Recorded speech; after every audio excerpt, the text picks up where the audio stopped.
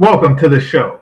And yes, we are doing this. Apologies for the delay. I normally don't go on this late, but I wanted to cover this before I head. Keep in mind it's still kind of early here, but yeah, it's something that has to be done. So hit that like button while we definitely get into this. All right, to give y'all time to come to the chat room, I want to share something with you a little bit, well, a lot off topic before I get into the buffoonery that is Myron Gaines.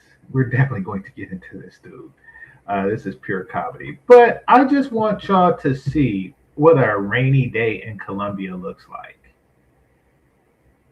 In fact, I think I should make this like my light skinned intro. All right. So hit that like button and then we'll get started. Let me share the screen. Alrighty.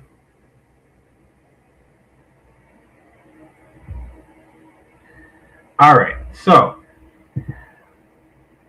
yeah, this is a rainy day in Colombia, looks like, and let's just see what's going on in this rainy Colombian day. Let's see. Let's just take a look here. Um,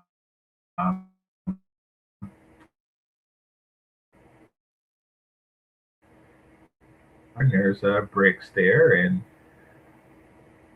hmm, hmm, well, look, yeah, that's all right. And there's no leash or nothing. The dog just follows her around,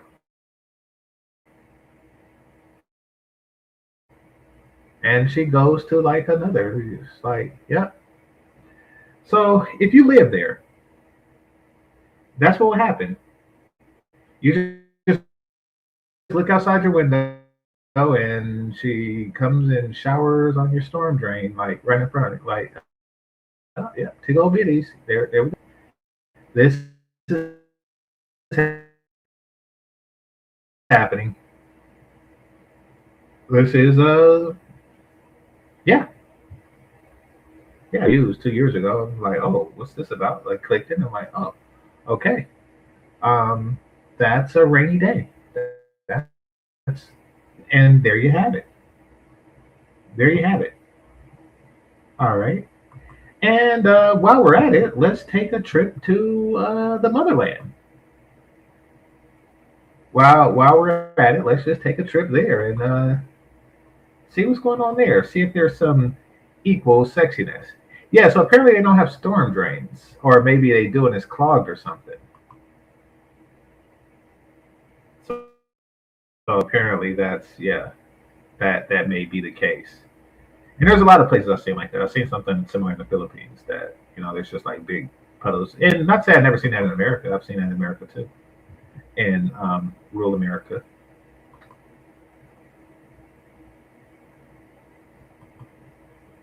That's just one of those things.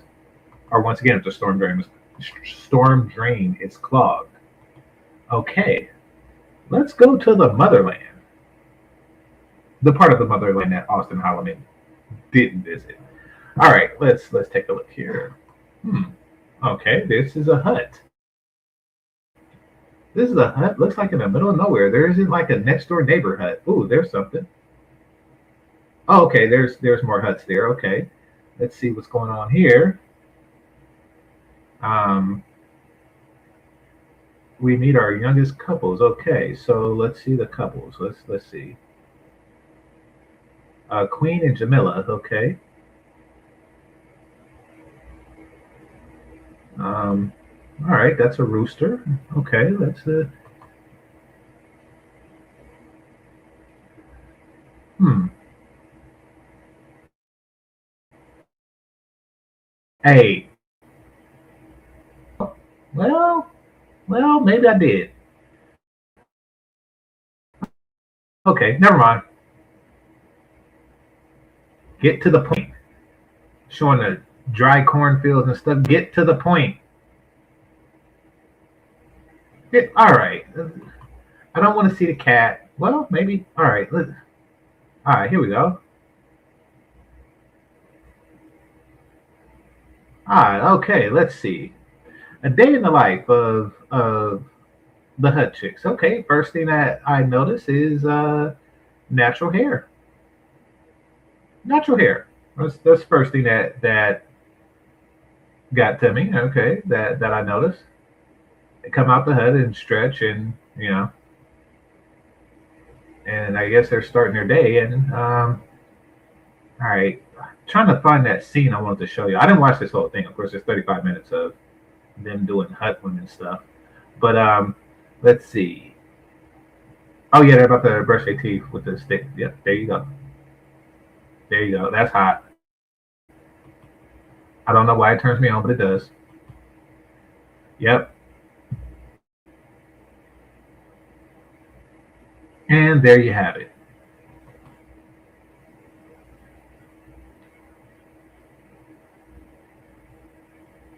Okay, she's coming out with the pot. Let's see. Oh, I think this is the part I want to show you.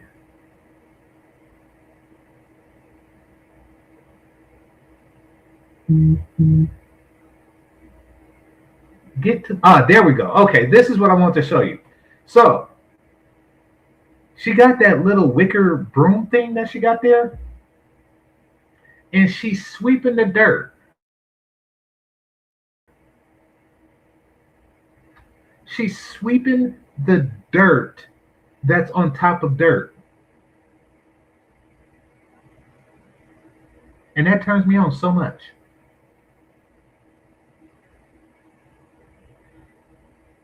Imagine having this as a wife.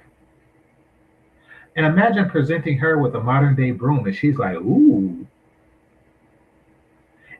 And she don't have to bend over to sweep.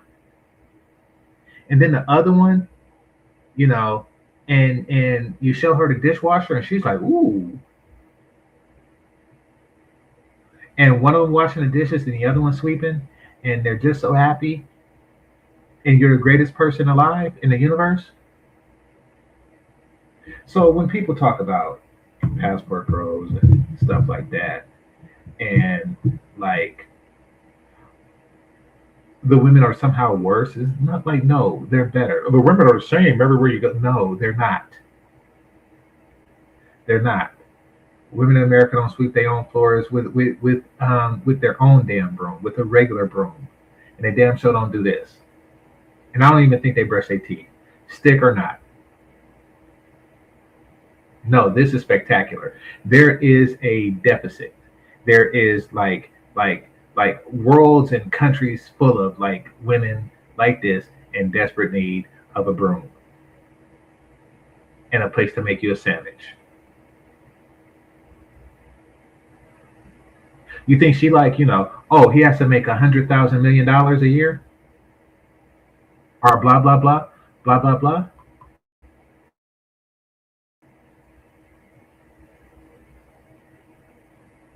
Nope.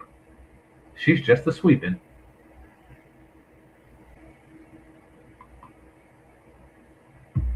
They talk about dirty foot. I have to tell you, and this is going to be the most honest thing that you hear in this video. I would take both of them, literally, and I don't care how many cows it costs, and not give a damn about their feet. If it's that big of a damn problem, then you wash their feet. It's not rocket science. It comes off. I don't think I've ever wanted to go to a hut so bad. And there you have it. All right, so now let's get into Myron. Hit the like button, people. Hit the like button. Eugene says such beauties. Absolutely.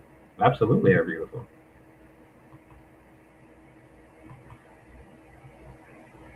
So, the reason why I showed those two videos is there's an appreciation of women who are both beautiful and humble, or grew up in humble circumstances, whatever you want to call it. But yeah, walking around with tickle bitties and washing your natural hair in a storm drain is hot to me. Now we're going to get into the meat and potatoes of what's going on, but there's something I have to say first.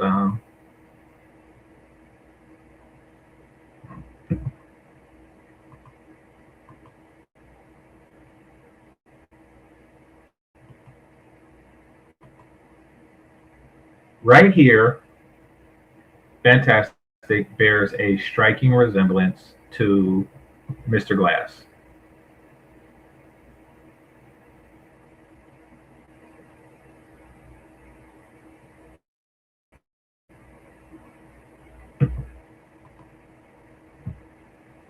I can't be with any woman from a third world long term. Well, more fool you, because I can. And this reminds me of Mr. Glass. All right, so let's see here.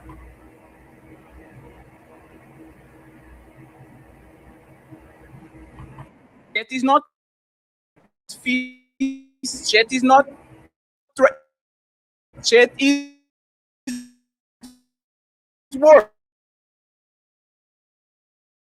words. So, isn't he contradicting what he said that violence will be the last result? Dang, I hate that it buffers like this. For contradiction nor hypocrisy. It's still true that people shouldn't murder. It's still true that they shouldn't do this thing. Yes. It's not hypocritical either, because I'm still consistent within the belief structure that they shouldn't do that even if I did. So even if Myron says violence should be the last resort, which he said, and he uses it as a first resort, there's no fucking inconsistency there to even attack him over anyway. Why the guy would even need to defend himself from such a low-tier claim is insane to me. And Andrew, and this is why I'm not taking this to the debate university and to the verbal combat. I'm taking this to public perception and to common sense. Myron might not be... One second, let me finish. Myron might not be a hypocrite based on the definition. Myron might not be contradicting not even himself. By the definition. He's fine. He's wrong by the definition. No, fantastic, but it's fine because I don't want to get on the game of semantics. Another point. Let me finish, please. It's because y'all are going to be. Wait, let me the whole time. Like, no, let me. Sir, respectfully. Let me finish. Like, and you've you been got yapping the whole time, dude. I know. Let me finish, and then you got it. You are a talker too.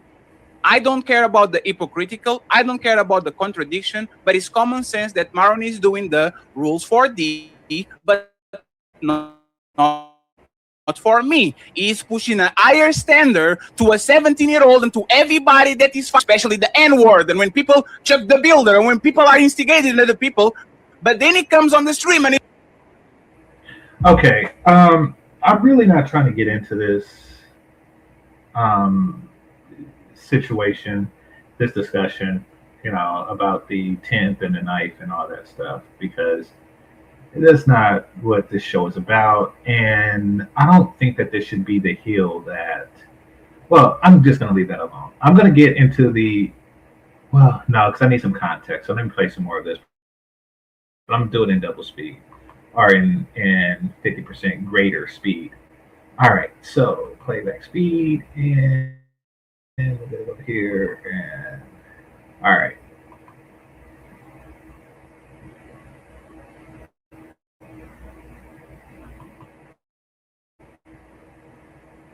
he says, if you say this one more time to me, I'll do this to you. I don't care about the semantics. I don't care about the debate, bro. I care about the fact that Myron... He doesn't. And that's the claim that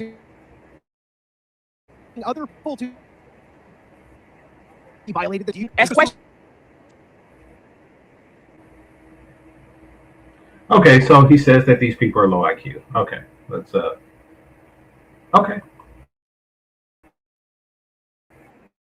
I didn't do it. Okay. So to say one thing. One second. Let him finish. No, hold on. Let him finish. Let him finish. Let him finish. I like you. I'm not. I don't give a fuck what you like. Hey, friends. It's the last time I'm saying let the person that is talking finish. Y'all. Hey, Myron. You. All right. Myron, you can't really talk tough at this point. you've made it abundantly clear when Preach, called you out that you're not about that life. So it don't really hit well. It's kind of like if Chris Rock was to talk tough right now. Like it doesn't really hit well at this point.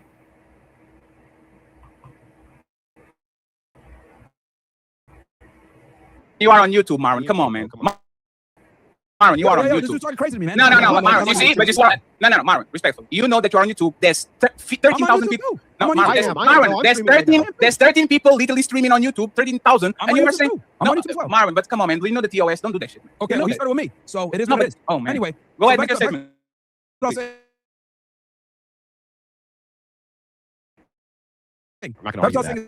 I'm not the one shooting people. I'm not the one stabbing anybody. I said something, but that doesn't mean that I'm actually doing it. So again, you're sitting here saying like, "Oh, look." Years ago, came at Myron on his show while he was live.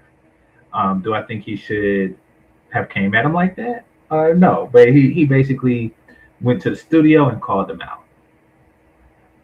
Myron was strapped, and he went directly to the strap. Like, am I saying he's wrong for doing that? No, homie was huge. And I said, like, I mean, ninjas like that is why guns exist. So it's, I get why he did it, but I don't know. I see why they would call you a hypocrite for saying somebody else, because if dude came at you, then you probably would use that tool. So you see what's going on there. You see, and once again, I don't really have, I'm not making a statement about Karmelo. I'm just making a statement about Myron in this case. That's why they're calling you a hypocrite. So, in this case, it would be in your best interest to say, okay, this is how the situation is different.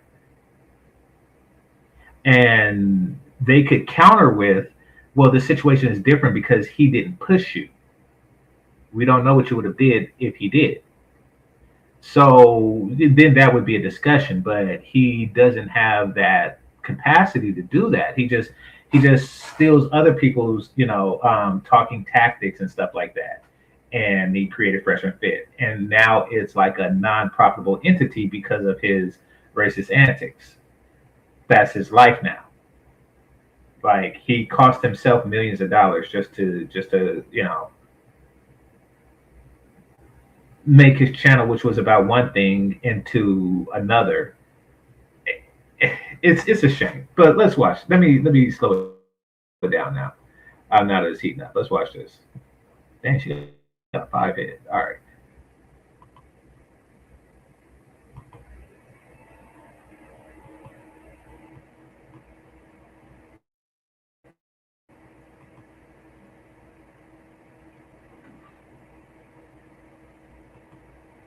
People? No. Am I stabbing people in the chest? No. Am I shooting people? No.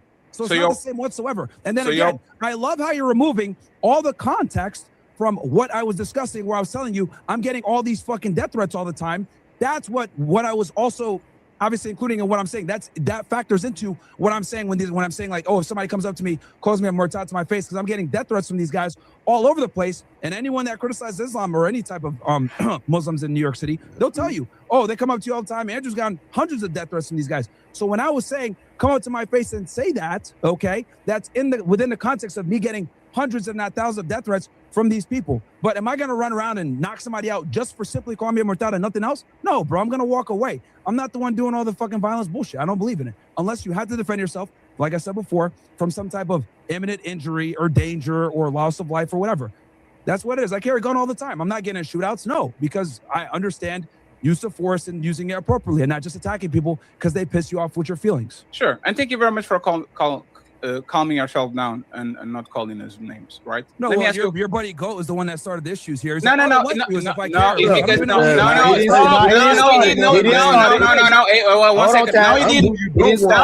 No, he didn't because you what? Hey, Tess, 1 second. You called us low IQ. You called us raw word, like you being because you're bringing up that's a low IQ thing to bring up that clip as if No, you're a hypocrite. No, you just said he started it though. No, you said he started. You changed it. You're changing it, Myron. You said he started it. No. No. The other dude, Goat, said some dumb shit. No, but you started it. He didn't start it. No. This dude, Goat, said something about I don't like you or whatever. I was like, I'm not talking to you, so who cares? After you say what you said. Okay. After you say what you said. What did I say? That this is low IQ comment? Low IQ, our words, yes. Yes, because you don't understand, okay? Because you're over here. Andrew Tyson's trying to explain it to you a million times. You just don't understand it. You got this clip. You got this clip, and you're like, look, I got this guy. And it's like, bro, what is that supposed to prove? What is that supposed to prove? Am I running around punching people for calling me a Murtad? I'm not. Real slow, please. Just fast. I swear I'm not. Andrew keeps telling us to prove things. He made an assertion about you. You get to make an assertion, and nobody has to prove anything. You both don't have to prove it. So you call this low IQ. So, for those of you who don't know, what he's doing is he's making it so Fatty can't get his point across. He's having like this very immature exchange, name calling, et cetera, et cetera, et cetera. Just because you came up here and didn't like what we said. It was nothing about you having to prove it or us having to prove it. You just went straight to Myron, you just came on our panel and calling people low IQ. Can you prove that the people on this panel are low IQ? Did you prove it? Excuse me. No, excuse me. Did you? No. That's wrong what I said. See, I'm fixing what I said. Did you prove it before you said they're low IQ? Did you prove it? And then did Andrew ask you to prove it? The point is this. Every time y'all get into a disagreement with somebody, not you mostly, Andrew will do that. Prove it. But he doesn't have to prove it, and you don't have to prove it. That's the point that Fatty's trying to make as well, too. Y'all just making assertions and making statements that you don't have to prove, but you want the person that's speaking to you to prove it. And I was listening to the conversation before with the whole Karmelo Anthony thing, right? Sure. So when I'm saying, because obviously, I was listening to what Andrew was saying, and he was trying to explain concepts to you guys. And then with this guy Fatty brings up that clip when I was like, oh man, these people are hard to, they just don't understand shit. So when I'm saying low IQ, I mean, as in your legal analysis is low IQ, it's retarded. Your name should be Dr. Retard. And then for the guy Fatty, who I can't understand anything this motherfucker's saying because he's a foreigner, the reality is you guys just don't understand certain concepts. Someone's got to come in and tell you. Okay, so there's really no need to get technical with the definition of low IQ. It's just a way of saying you're stupid. You know, like, can you prove that? I really wouldn't go with that point in the argument, but they can say that, you know, well, for one, they could say that you can't comprehend a basic accent, which is a sign of low IQ, or low intelligence. So, you know, it's not like his accent is undecipherable. He has a channel where people come to listen to him. So yeah, that's a thing. But the fact that he's resorting to insults really means that he doesn't have the intellect to, you know, attack the topic or defend the topic at hand. So yeah. Foreigner. No, it's fine. Hey, everybody, stop. Hey, guys, everybody down. Hey, friends. No, hey, friends. Everybody stop. Hey, I can. Myron, 1 second. Myron, I accept this. Myron. So he obviously has no discipline. Like, he's showing that he has very little self-discipline. Myron, retarded. That's no, Myron. Myron, 1 second. Fucking retarded. Someone's got to tell Myron, I accept it. Myron, I accept it, right? You're fat. Who gives a fuck what you think? I know, and you have a bald spot on your head like a halo. I know. We both have problems. Yes. Inside. No one understands what you're saying. You're a fucking foreign fat fuck. Nobody cares. You got no motion. Okay, now I want to stop right there for a second. Let me get out of here. I want to stop right here for a second because he used the word, and I like the alliteration of it, but he used to describe Fatty. He used the words foreign, fat, fuck. And he could have used another word that that begins with the letter F, and that is fresh, as in your co-host.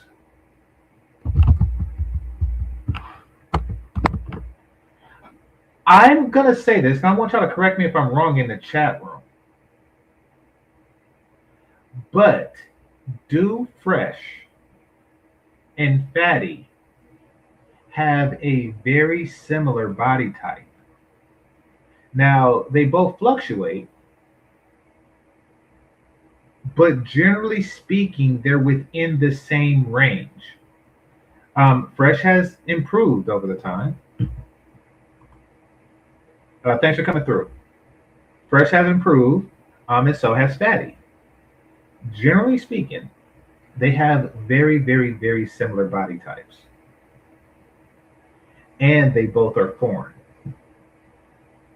So, way to shit on your co-host. Oh, and for those of you who need proof of the similar body type, let's take a look. Take a look at what I'm talking about.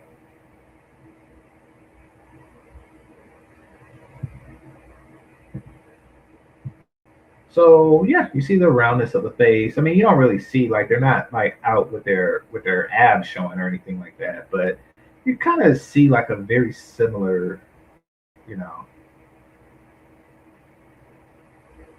top heaviness. Let's say that.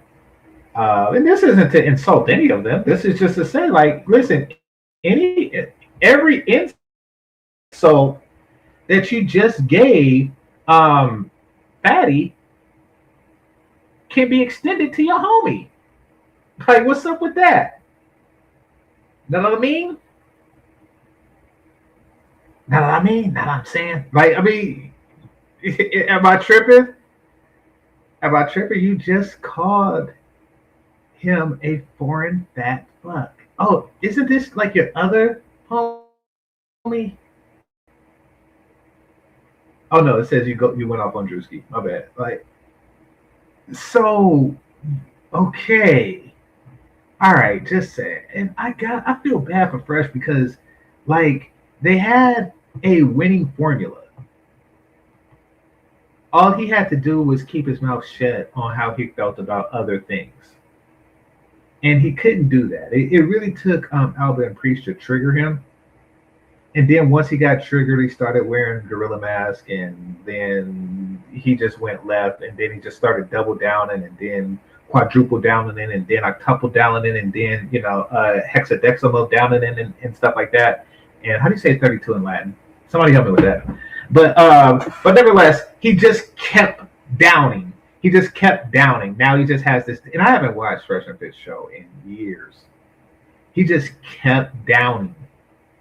You know, it's just a bunch of bras looking for clout, and they're willing to get, you know. And then he takes his formulas from, like, Charlie Kirk's and the stuff of the world.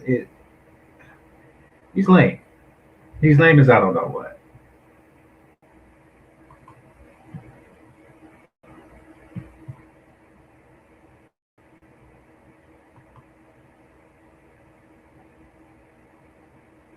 Somebody said Fatty is an overweight clown whose panels are the closest thing he has to a social life. Okay. Where would he be without us Americans to tether on to?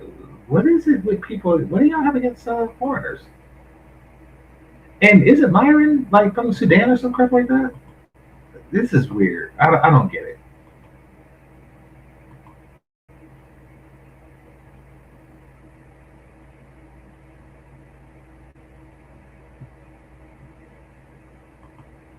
Somebody said Myron's a clown by himself, but Fresh really makes Myron. I don't see Fresh really, like. Fresh is just like a regular person. And Myron, he brought it up, and then he brought up the show, and then he bring it down. Like, it's very weird.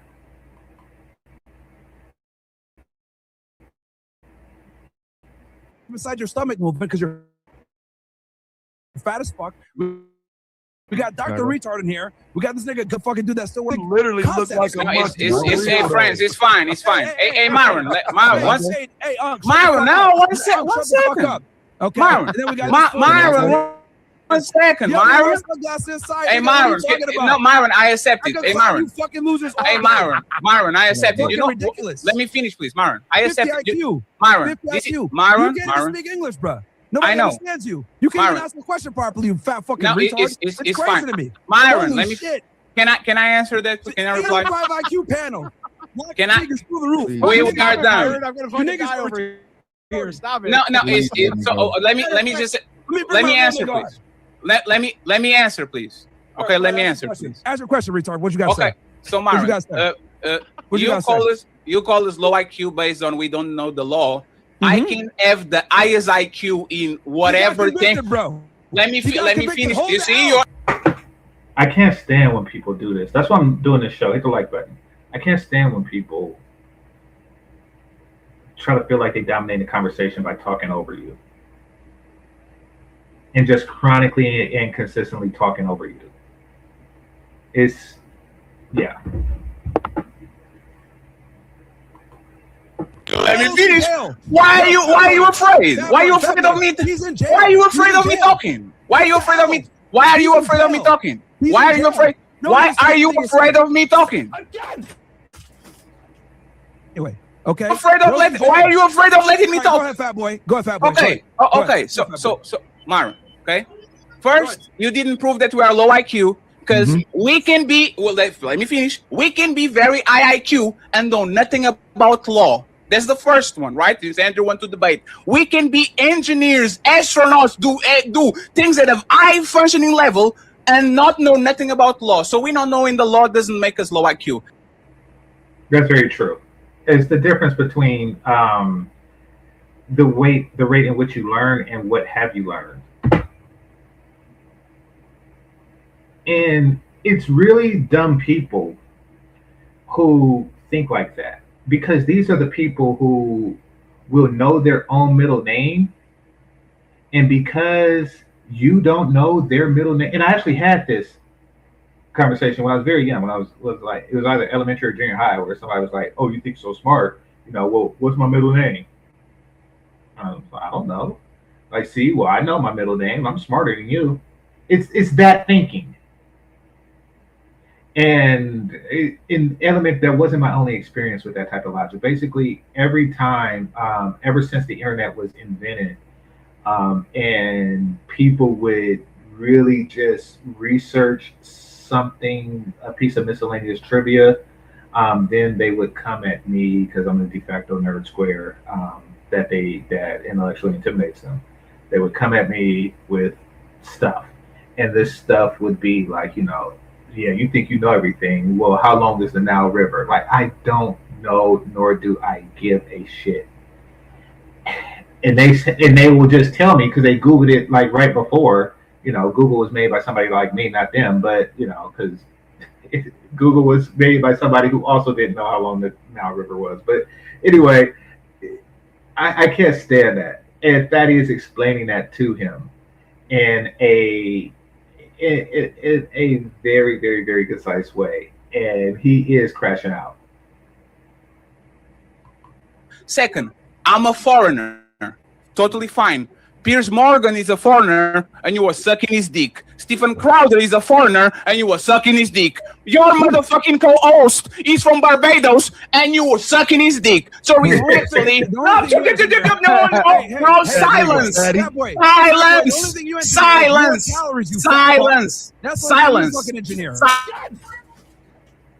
I'll let you finish. You are going to let me finish.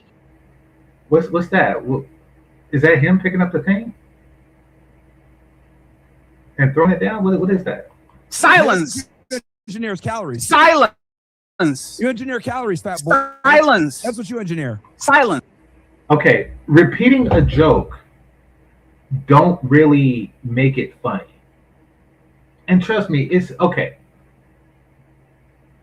I may come off as biased because I do like Fatty more than I like Myron.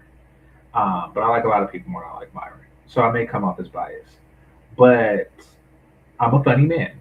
And as such, I do understand that there's an art form to humor. Repeating a joke does not make it funny. You engineer calories this is from somebody who tells a lot of fat jokes.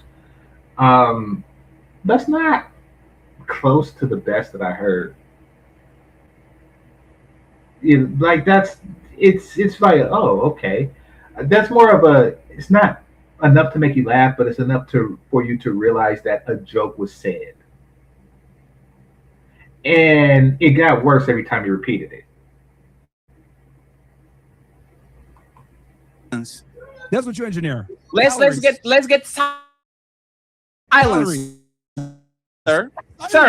Silence. Oh, okay. Now that's the lowest form. That's the lowest form of roasting. You know, mimicking, that is the lowest form of roasting. It really means that you have nothing, but you're trying to like re-say what the person says in a funny way. Like, oh, silence, silence.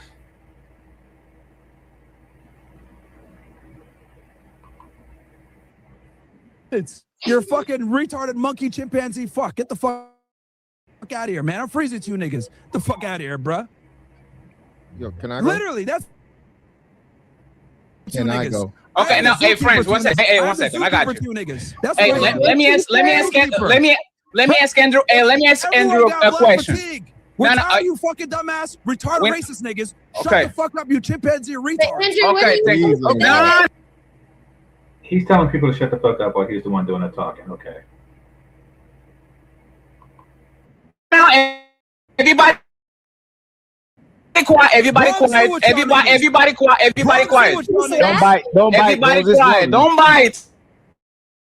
Andrew, I want to ask you something, Andrew. Right? For you. I have a question for you, Andrew.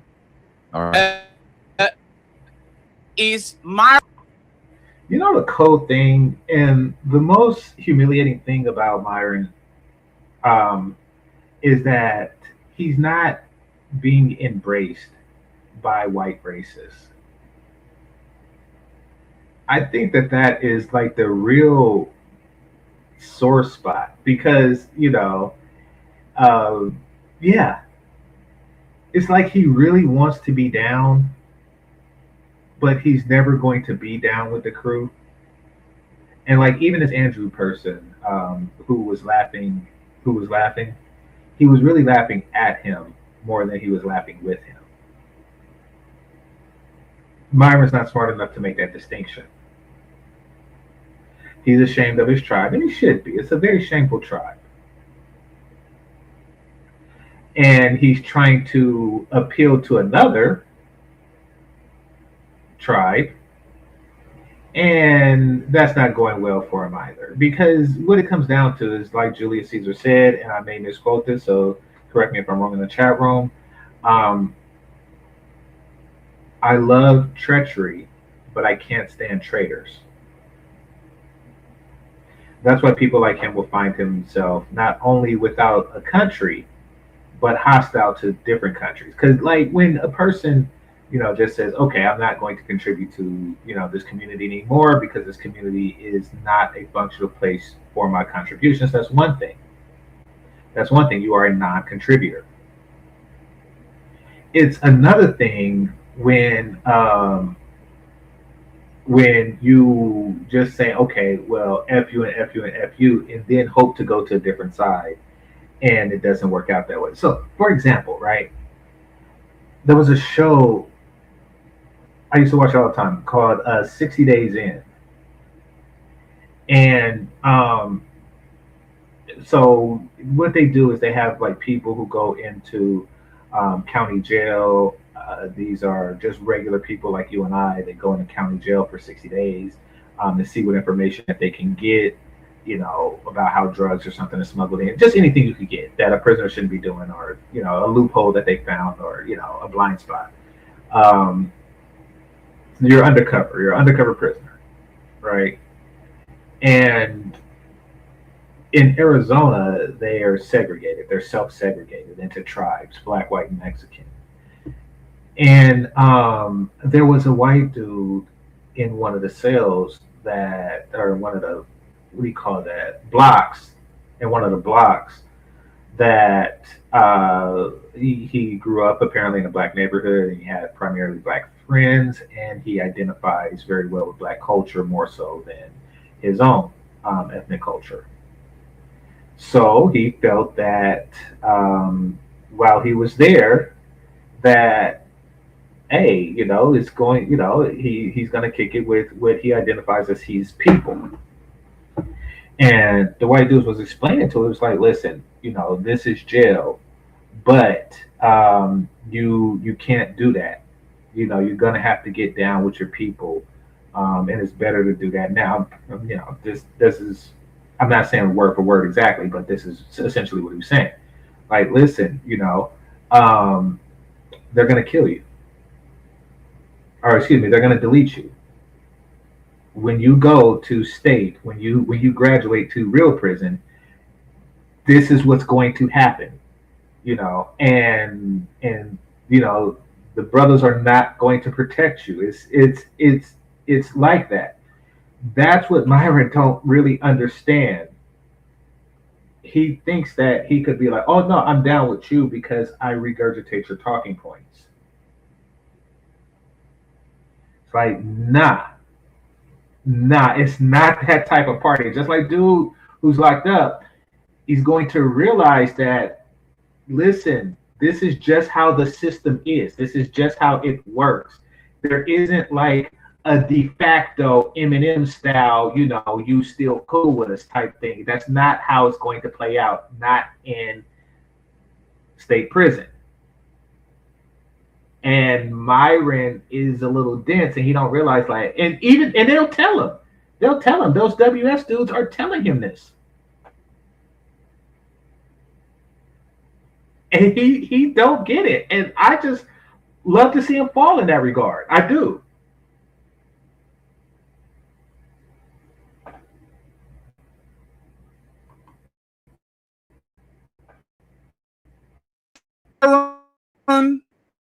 Chimping out.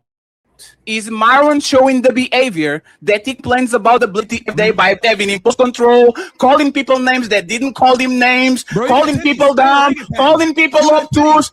Don't chimp out. Don't chimp out, sir. Don't chimp out, sir. No, you're an orangutan. Okay, I accept it. Thank you very much. Appreciate it. Right.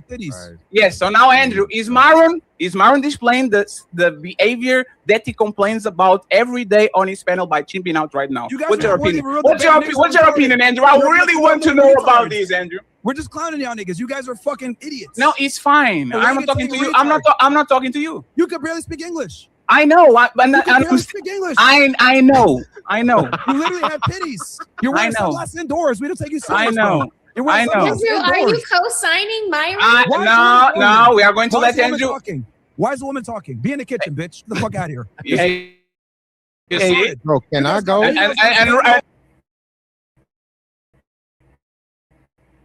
Okay. This dude said, why is it like his whole channel is women talking? But once again, he watched these these Charlie Kirk type people, and then he tries to mimic them when he can. But yeah, dude, your fake is I don't know what. Just one. Can I please? He being the nigga that he's talking about. He being the nigga that he's talking about. He show how bad he is. Look at it. Why y'all won't let me go? Now it's because we want Andrew to answer the question: is Myron chimping out? No. Came into wow. Okay, fried chicken connoisseur. Do you want me to give you the explanation? I'll give you the explanation. Yes, and by the way, Andrew, I wonder why you were so upset when somebody broke the TOS a couple of minutes ago by saying something that they shouldn't. And these men literally are going to make us private this shit and kind of edit and all this. And you are smiling and laughing, knowing that this can jeopardize all the channel. But it's fine, right? Okay, so totally fine. Do you want me to give a defense here? I'll give you the defense. So, I want you to explain to me why is he not chimping out when he didn't do nothing to this man. We've been nothing but nice to this man. First and foremost, right? I don't want the TOS. Okay, somebody said something to respond to. He says, thinks he can self-hate himself out of WS. FBA found out that was unsuccessful 100 years ago. Listen, it's one thing like Candace Owens, who I don't always agree with, who's saying that there's things about your culture that you can improve upon. What he's doing is he's just trying to shock, jock, and bait people into behavior and talking. He's just on some other ish. Now, as far as not being accepted, listen, there is a way that things are done. So we have a group here on the West Coast, a motorcycle club. This motorcycle club, a generation ago, or maybe like 2, 3 generations ago, was very hostile towards the brothers. And then maybe like 1, 2 generations ago, they were not hostile towards the brothers, probably because the dynamics of Oakland has changed, or maybe they just grew out of that. So they weren't hostile, but they still didn't allow them in the organization. Um, and then now, in the last generation or so, um, brothers are allowed into the organization. And guess what? And this is something I found interesting. They, as far as I know, and y'all could correct me, y'all could look this up. I mean, I'm pretty sure y'all can guess the organization I'm talking about, but especially if you're from here. But um, I still don't think that they have brothers in it,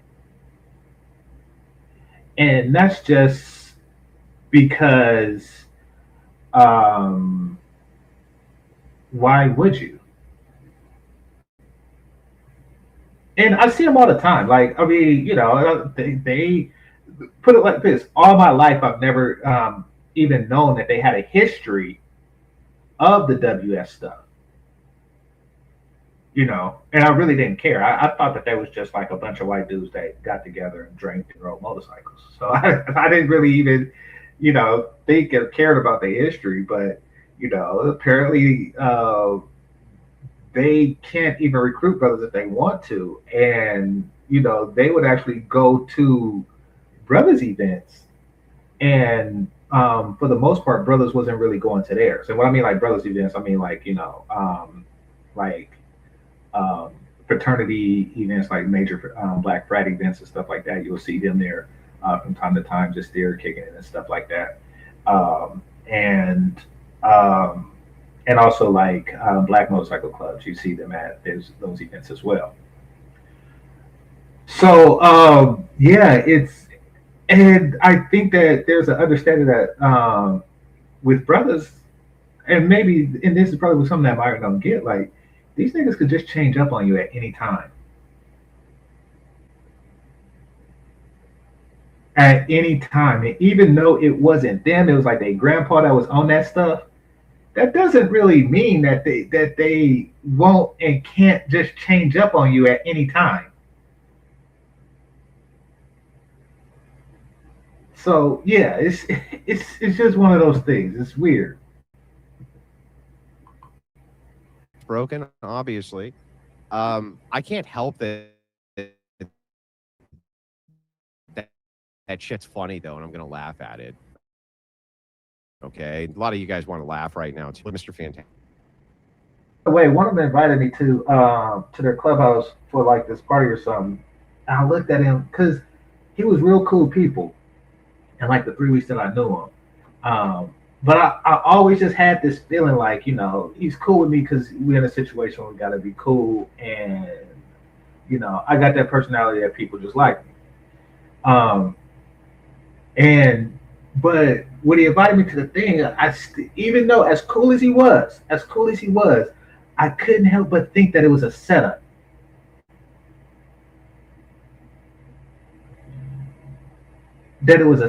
And so there's different levels of setup, right? I'm like, I was very young when this happened. I was like, is this nigga trying to set me up to get jumped? Or is he set me? There was 3 things that came in my brain. One, they was just gonna jump me just because they wanted to jump people. And he was being friendly the whole time just to set this up. That's one thing. One, they was gonna put me in a cage and make me fight one of them,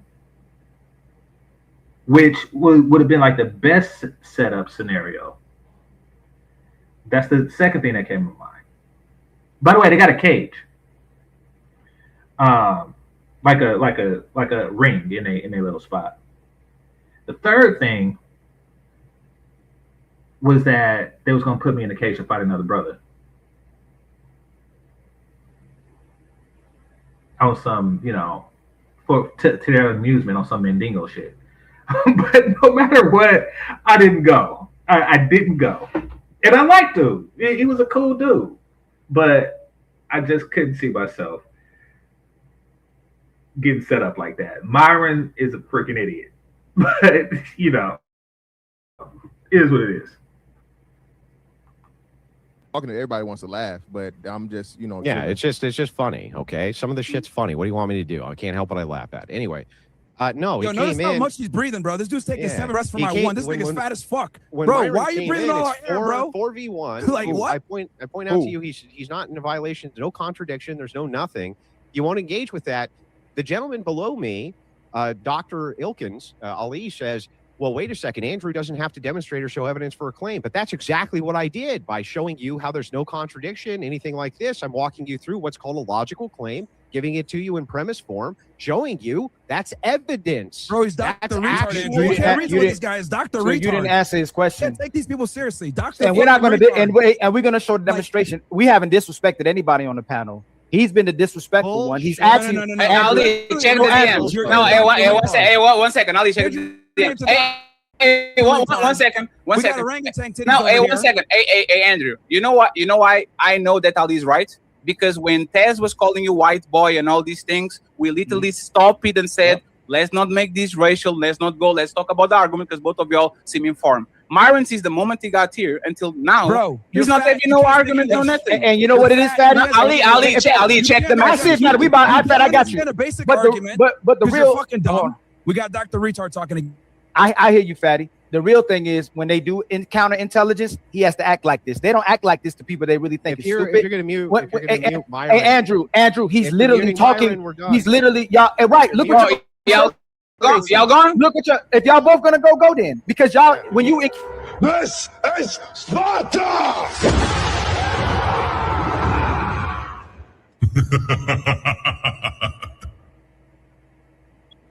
They don't do the only answer. If y'all gone, you're gone. It's funny because they didn't expect it. They didn't expect to get kicked off. They felt that because they have a certain level of clout, a high following, and they raise controversy, and that really brings the clicks and views, that that what just happened wouldn't happen. Like, hey, if you're gonna mute, we'll leave. And then he got kicked. Salute to Fatty for that. That was a good one.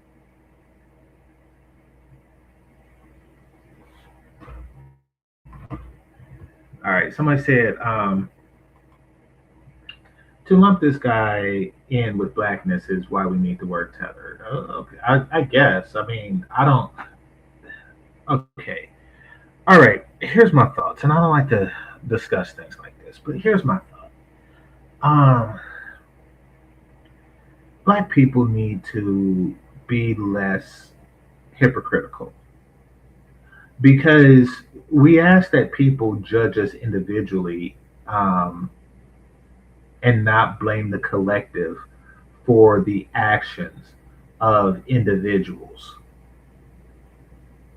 I'm going to repeat that. Black people, for a very long time, since we have decided to create a culture of buffoonery, we ask that people judge us individually and not judge us collectively when individuals do something wrong. And then we say boycott Asian businesses. Did I miss something? You're saying boycott Asian businesses because of the action of I think the guy's Chinese, because of the actions of a Chinaman. Are you kidding me? Because Asia is a collection of nationalities, which is a collection of nationalities with even more cultures within each nationality. but no matter what, this is the action of an individual that should be boycotted. But you're saying the entire thing. So when you say we need to other a group of I don't know, I guess non-U.S. blacks because of the actions of people like him, I don't really feel that that's sound.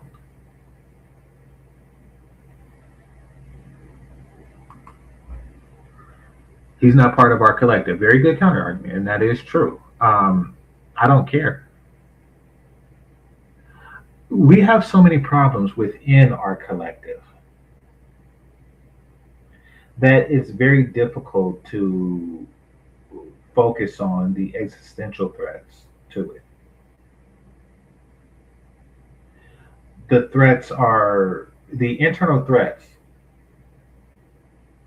is greater than the external ones, far greater in our community.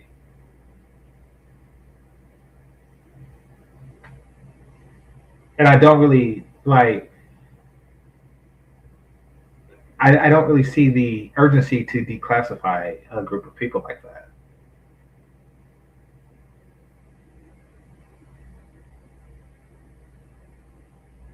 And and quite frankly, and this is the serious thing. It's like I don't care. Because at the end of the day, we are a culture that is ill capable of forming families, forming and sustaining families. There is no greater problem that a tether can present to our community than that. Okay, to understand the magnitude of how big of a problem that is, what if hydrogen and oxygen just said, fuck it, I don't want to make water?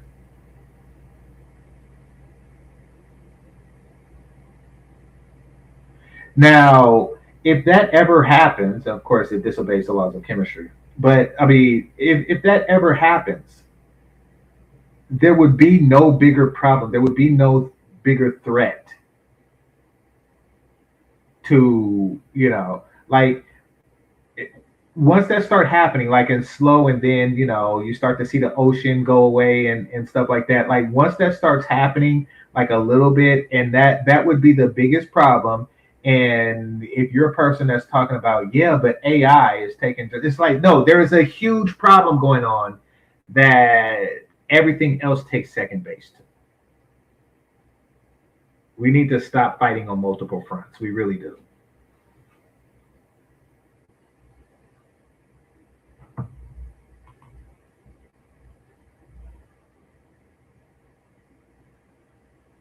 All right.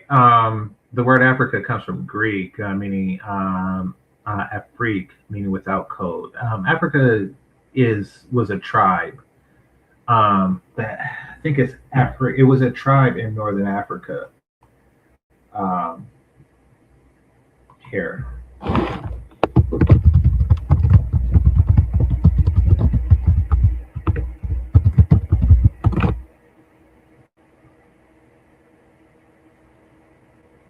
We'll use the term to describe the region. Okay.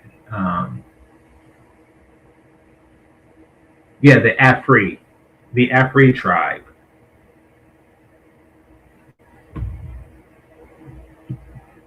That's where it comes from, and it's Roman, not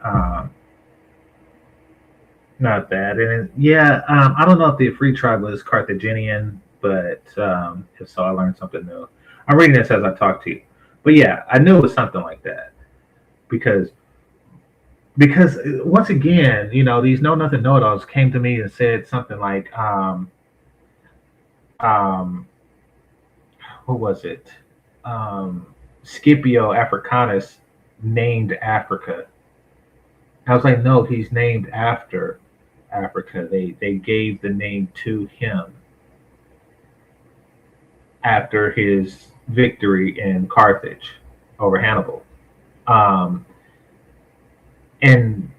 But he was just adamant about it, so I had to look it up. So I remember from looking that up that's where it came from. But the name was already there. It wasn't named after Scipio,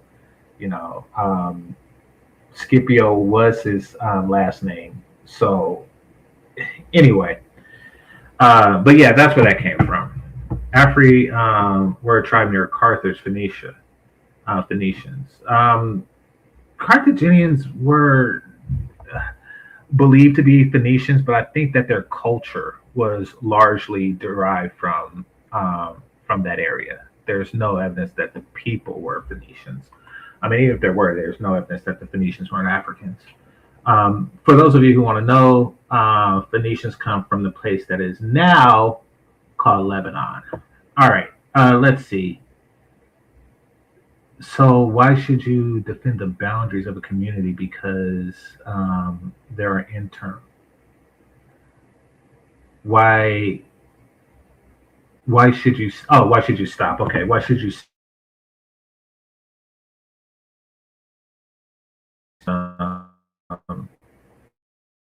Without boundaries. Okay, fair enough.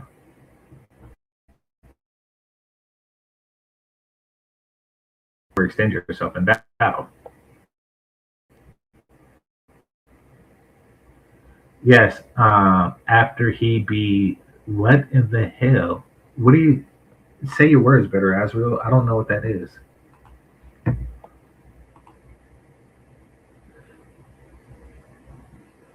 From the yeah.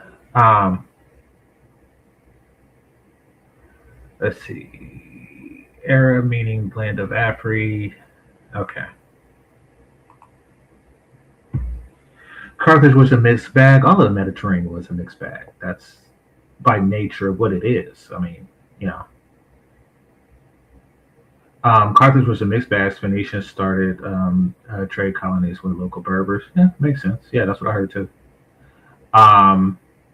Who themselves were a mixed bag. Hence, our Hannibal's was he called black today. Yeah, yeah. Africus was the Roman Latin translation. Carthaginians were Phoenicians along with. Okay. Apologies, I hit the cap lock. Yeah, no worries. I still don't know what the word was, but yeah, it's no worries. Okay, my point is all right, because y'all talking about this, and this, you know. So during the Second Punic Wars, would it have been in? All right, actually, here's a better example. During the Second Punic Wars, Hannibal sought the help of an Indo-European, well, not Indo-European tribe, but a tribe of Europeans called the Gauls. They were north of Rome. And they helped, but they didn't really go all in because they didn't like the Romans either. And they gave some support, but very little support. And then after Carthage lost to Rome, Gaul lost to Rome shortly after that. What if the Gauls didn't help as much as they could because the Carthaginians was calling them tethers? You see what I'm getting at there?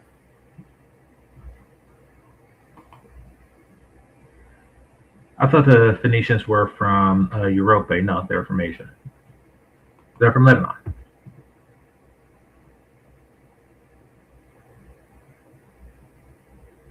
Africa is a bunch of different tribes that we still see themselves as different tribes. Well, I mean, so was German. I mean, like, once again, Germany was named after a single, like, westernmost tribe in Germany, but it was a collection of tribes. That's just how Romans did things. All right. Why is the origin of the name matter? Well, no, just correcting because somebody said that it meant something else, like off code or something like that. And I know I read different in my life. That's all. But yeah, it's no sense in getting too deep into semantics. Let's see. I mean to say, you are right. He named the land Africanus after he beat. No, they named the person. They named. Okay.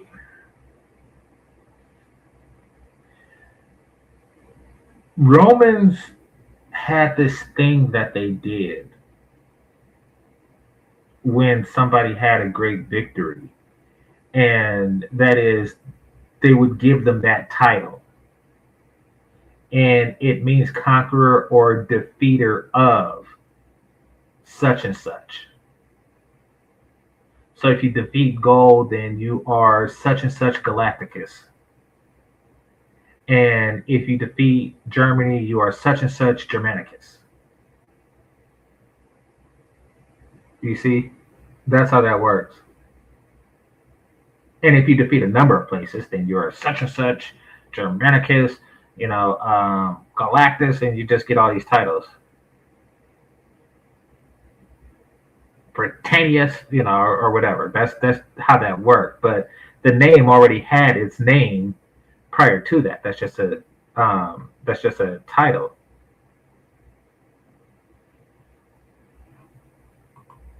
Yeah, thank you. The Romans had a nickname, had a habit of giving a quote nickname. Yeah, I guess that's what you call it, for generals who conquered. Yeah, that's what it was. But no, his name didn't just so happen to have been. He's like, oh well, he won, so we're gonna call. I mean, they did that in America. They didn't really do that. The Romans didn't really do that because every place had its own name, or at least tribes that lived there, and they just named it after that tribe.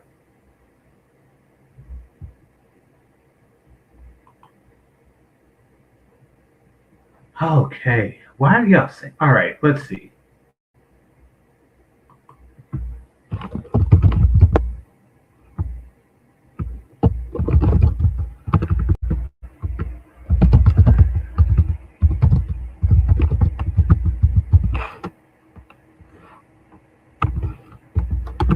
All right, let's see. Yes, modern day Phoenicia primarily corresponds to Lebanon. What? Why do y'all think I just make stuff up? Why do y'all keep? What is it with that? Why do y'all think I just make stuff up? I just said Lebanon, and I just Googled it to make sure, because I'm second guessing myself now. But what the fuck? What the entire fuck? I'm not the type of dude that just say shit to say it. Google it. You don't believe me? Google it. I just type in where is modern day Phoenicia, and they'll tell you just like I told you.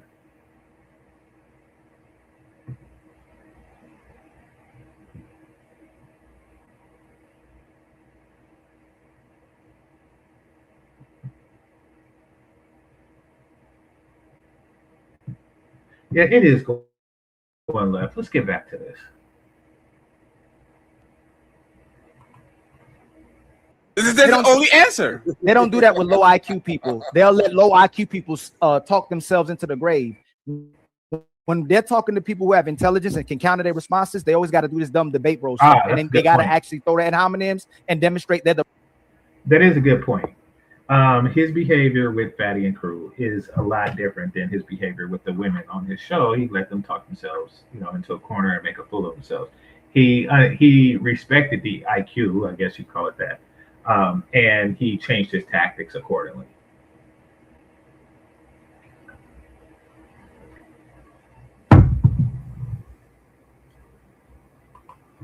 The races that they're talking about. Nobody was racist towards them. Nobody insulted him. Everybody was calm and collected and all that. Monkey, chimp, and fantastic. I know you're laughing. Let me have it, bro. No, fantastic. YouTube is not playing, man. You know. Well, address it before they leave, though. Address it before they leave if they following a cult. These people call black people niggas. They call black people ignorant and stupid, while a black person who's supposed to be the representation of a high IQ and high value man comes in and calls black people niggas himself. And Andrew says, no, he's not doing nothing. He's not doing nothing wrong. Like, he's a foreigner himself, but he's foreigner. No, he's supposed to be half black, but he's a foreigner too, disrespecting the foreigner at the same time. He's showcasing the exact behaviors they're against, while everybody was respectful to him on the panel. So their co-followers, their fans can see exactly what happened. We had a civil conversation. He went what they call chip or acting like a nigga. He went niggered out. He acted like a nigga. Nobody on here acted like a nigga, but the nigga who came on the panel.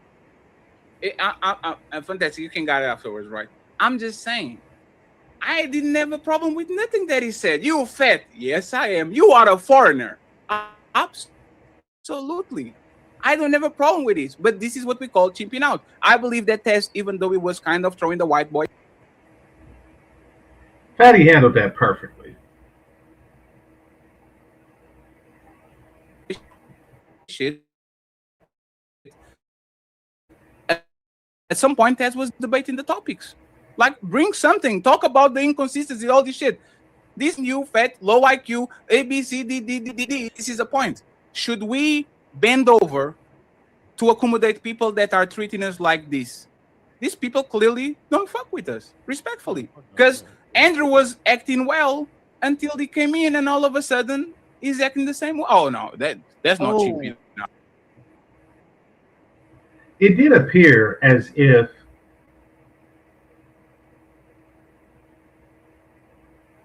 Myron was showing off for Andrew. They just saw he supported the token blackie or the supposedly token blackie, right? But Ali, look at, like, it's not that we are not antagonistic towards this dude whatsoever. We prepare, we put him on the song, we make sure that, and again, it's like the lack of clout and respect.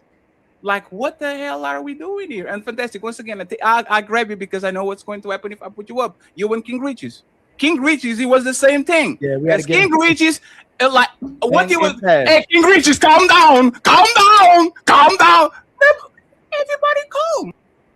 Okay, so let's get off of this. Something that happened this morning that, since I have you all here, I'll share it with you. All right, shout out to Fatty. Shout out to King Richie. It was actually on his show that I recorded this. I think Fatty put his on members only, but y'all can check.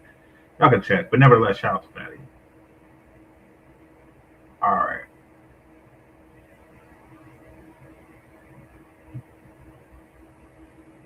So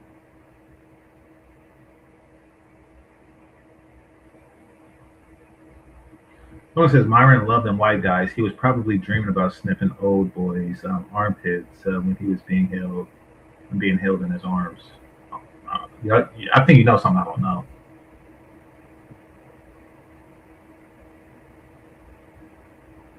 But let me see. What was the? Oh, that's it. I've seen someone said something on Chantel's. Look at her channel right quick. See if I can find it.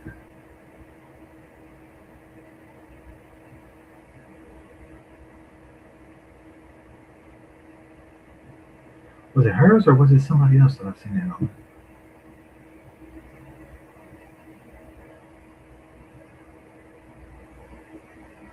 Oh, dang, she did 3 this morning. Let me see if I can find it. Okay.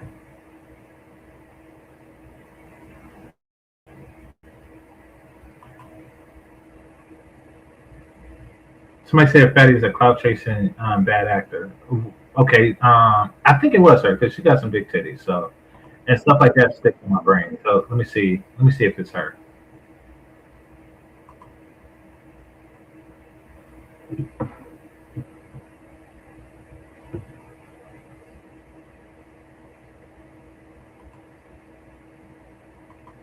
Well, I mean, there's going to be people that's token black dudes, but Myron is on some weird-ish, and white dudes don't even like, regular white dudes don't even like dudes like that, nor white supremacists. I mean, this man, he just found himself like without a country. I guess, you know, I don't know. I guess he think that there's greater fortune going down this path because it's shocking. But it's less shocking because, like, Kanye West is doing it and so many others are doing it, that you just look foolish. Girl, things women do that will attract a low-value man. Number one is acting too cool with everything, acting like you're the cool girl. Yeah, this is the one. So, nice tits. See, when I see titties like that, right, like hers, I'll never forget that time that I seen what I looked at as some perfecto tits, and I'm talking like face was shit, um, ass was shit, and she didn't have hairy legs, but she had, you know how some women don't have hair on their legs, but they have the hair dots on their legs. So she had those, but I was like, those titties though, those titties. And she wanted to keep them in the bra, and I was like, bitch!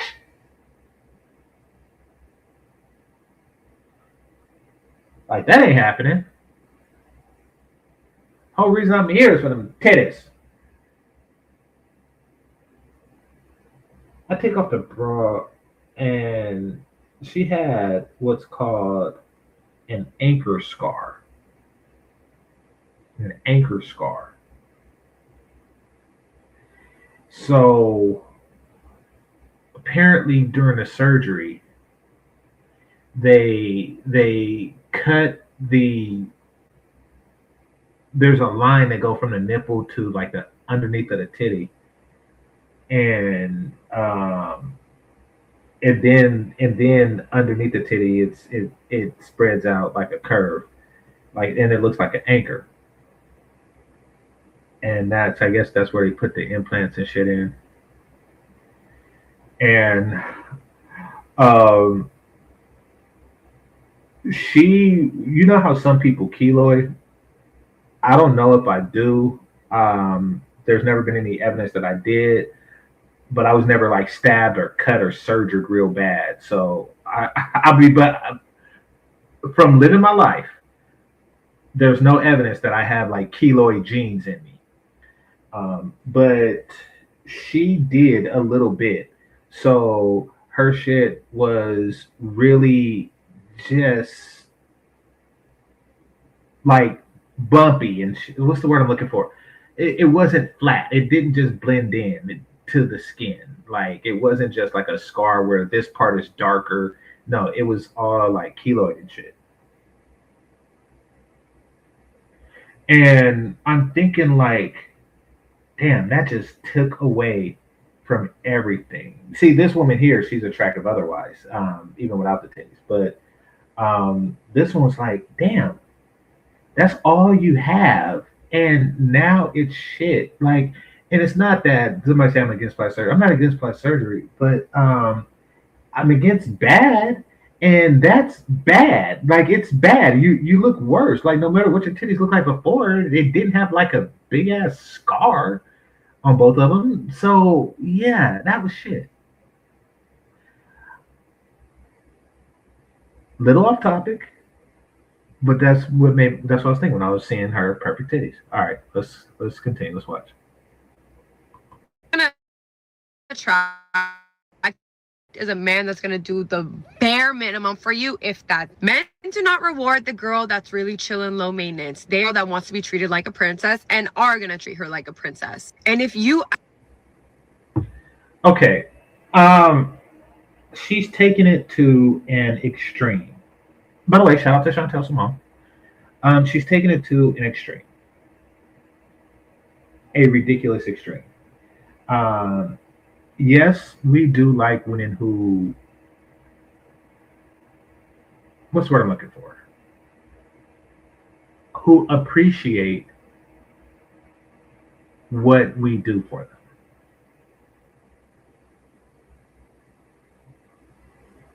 No matter what it is. For her to say that we want princesses, like, fuck no.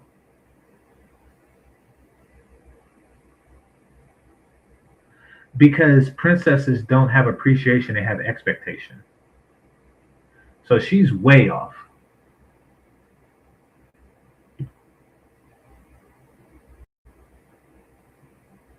What happened to these two ladies' hairlines? What are you talking about? You talking about Chantel and this chick? They both have regular hairlines.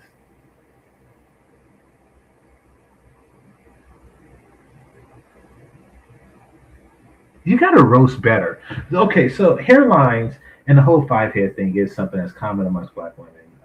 They do have a problem in that particular area, but that's not pertinent here.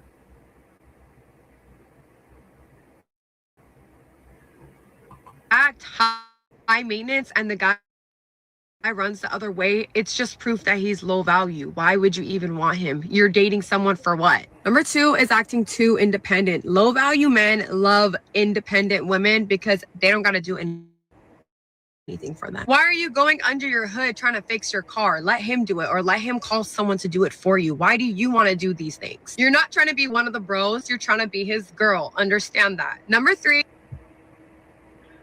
Okay. Maybe she has one there, like, especially when she gives the example of under the hood of the car. I've been in that situation once. It didn't really turn me off or on. I was like 17. I had a Nissan Z from the 70s. It cost me $200, and I ran it until it ran away. And I was on a date, and we was in a drive-thru at Jack in the Box. Keep in mind, I'm very young and broke. I know some of you are on the East Coast and y'all have played, but Jack in the Box is a restaurant out here, and it's a fast food restaurant. And she was like, "Oh my God, it's smoking," and I didn't know what to do. So pulled into the gas station, and she got out and poured water on the engine. And I kid y'all not, she had a more handsome nigga come pick her up. That was a terrible date. That shit was terrible. But it had nothing to do with her knowing what to do under the hood that I didn't.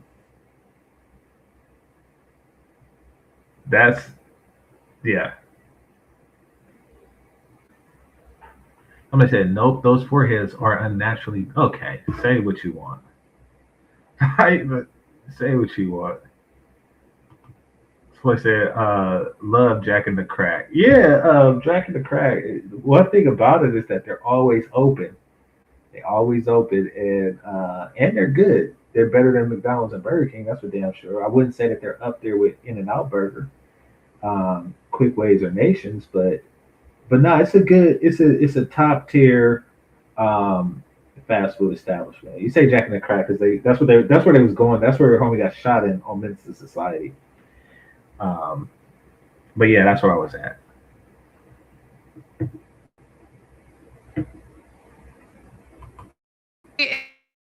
Is paying for men, which is so disgusting. Guys, stop paying for men. Don't do 50-50, because once you start paying for a man, we'll expect you to pay for all of the dates, all of the little gifts that you guys do. He's going to expect all these things, and you're going to get nothing in return. I don't know why women think that it's okay to pay for men. I kind of feel like they're pick-me's when they do it.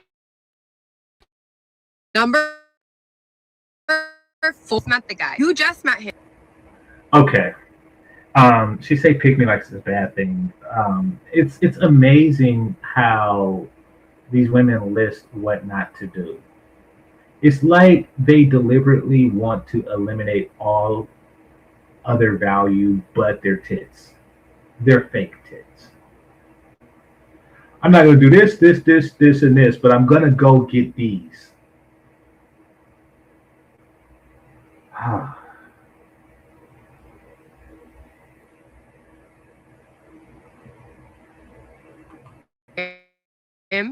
He did nothing for you. Low value men love that. They want to get the most out of a woman to do the most for him.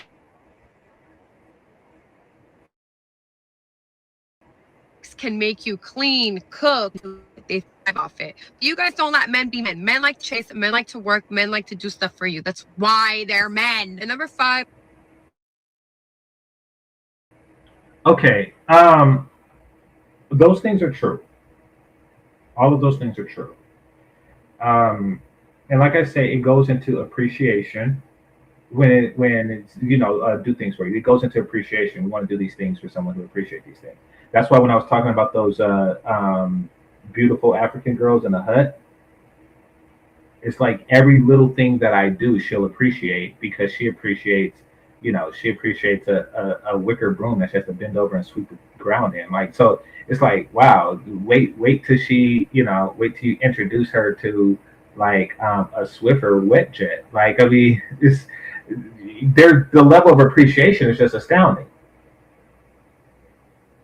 So you're right, but that's not what you're describing because princesses, they just demand more. No matter what you give them, they demand more than what you got, and you think that we're attracted to your demands. No, we're attracted to your appreciation. Huge difference. And what was the other thing she just said? Oh, we like to chase. Shout out to Pac. Rest in peace, Pac. He said, I hate to sound sleazy, but tease me. I don't want it if it's that easy.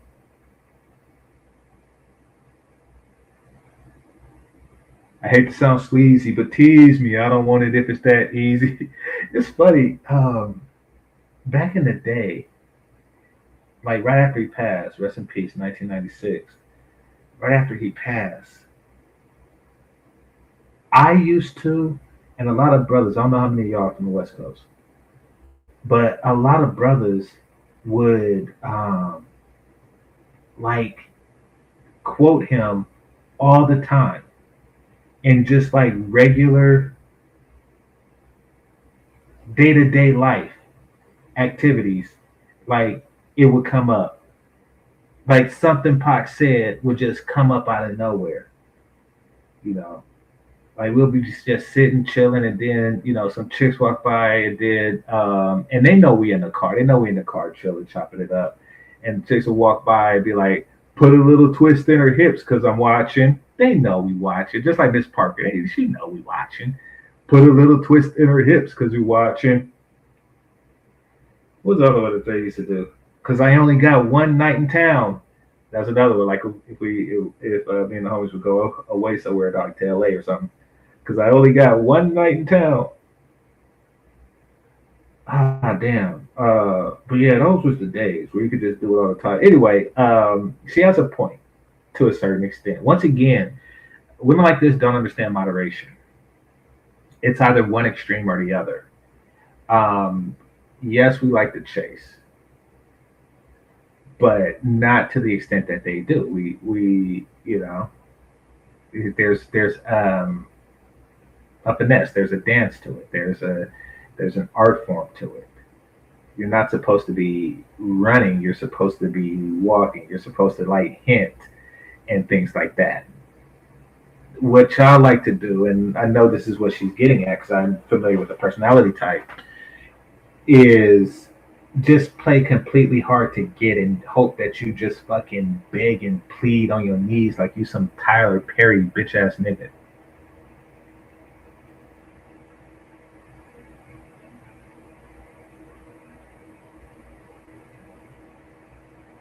And you're supposed to put up, yeah, for example, there was this chick who on Tyler Perry movie who got on the bus, and I think it was Shamar Moore, somebody. I think it was Shamar Moore. He was a bus driver, and she had some type of fucked up attitude. And then she's like, I got 2 kids, and he was still pushing. It's like, man, you're doing too much.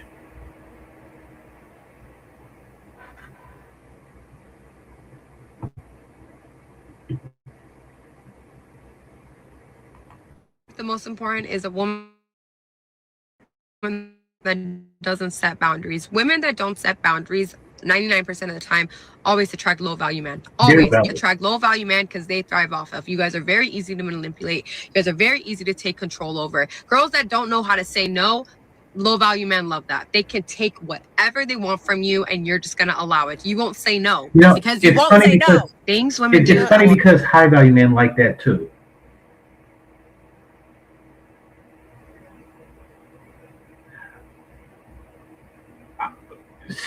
You want to know what type of men don't like the word no? Or, excuse me, you want to know what type of men like the word no? No? Grapists. Grape pluckers. Like, that's who likes the word no.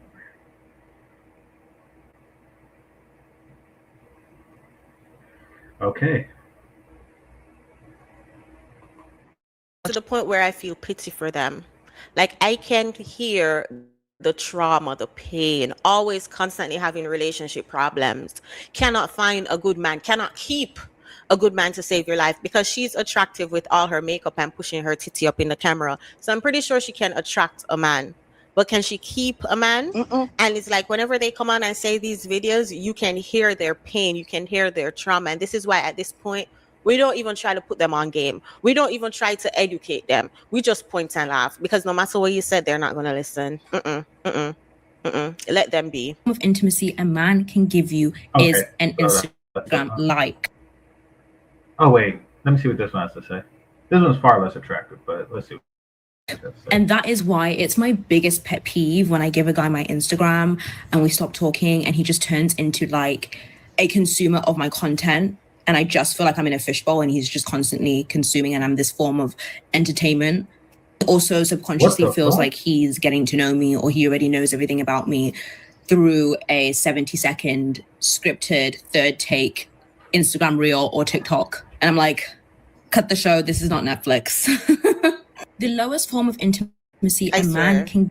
Okay, I'm gonna say my piece. I'm gonna listen to Chantel. I'm gonna move on because I seen something else I want to share with y'all. But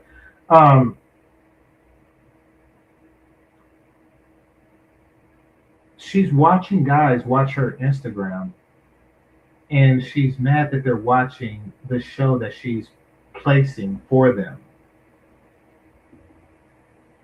Freaking weirdo. Somebody said a Brit. Well, I guess in this chat room she's a tether.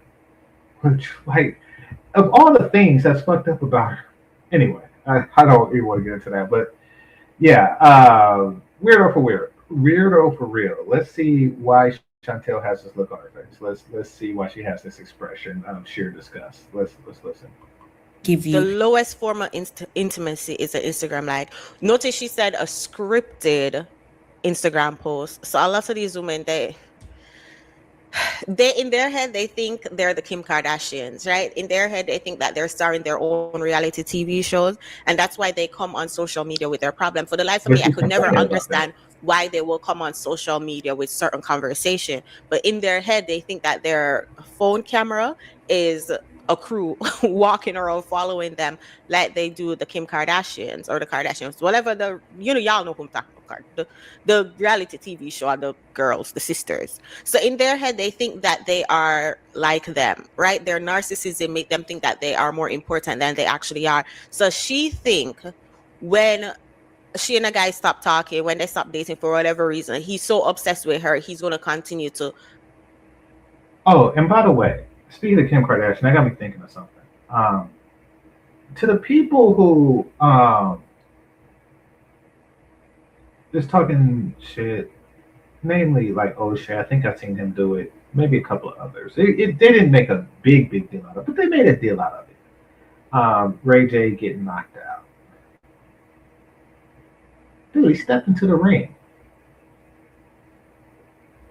Like, and from what I understand, he's sick. Like, he stepped in the ring. Just let it go. I mean, have you stepped into a ring? Shut the fuck up. Like, I can't fault the dude that stepped into a ring. Like, through all the like YouTube beefs and people talking back and forth. Shit. Like, notice I didn't talk shit about him because, well, okay, the man stepped in the ring. Kudos to him.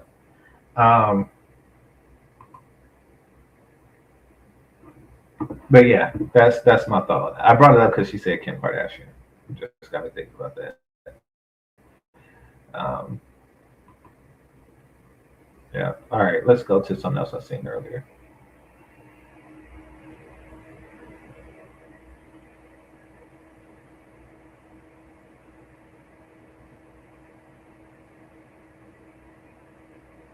Oh, wait a minute. What the hell? Oh, crap. They showing me. Hold on. Now we're going to go here. So apparently, I got into an algorithm and I just watched that one video, but now they just want to show me a bunch of African hut chicks. Watch it with you. Oh, oh, is this real or is this AI? Holy crap, I just watched like 4 seconds of it. Okay, let me share this with y'all.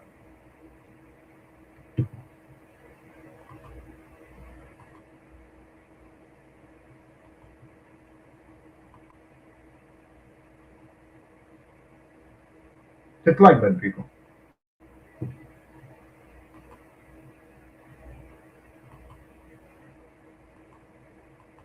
Oh, OG J Speed is in the house. So yeah, I want you to watch this because I'm starting to feel real pro black. I'm starting to feel real pro black right about now. What's the name of this? Wild and Beautiful. Two girls build a quick shelter.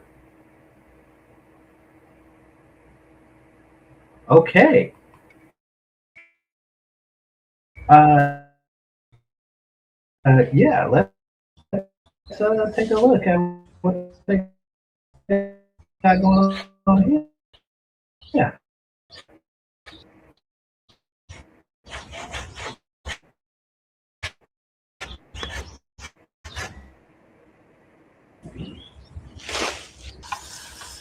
Ever been to this jungle or whatever in the hell it is that they are?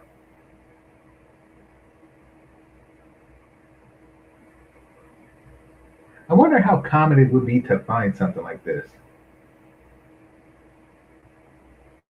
I'm wondering how common it would be. Like if you just wander through the jungle, will you get eaten by, a jaguar, or would you run into something like this?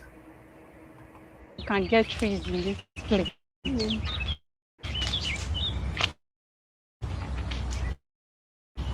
Mm-hmm. Okay. Wow. And there's nice breeze. Yeah. Very nice. Mm-hmm.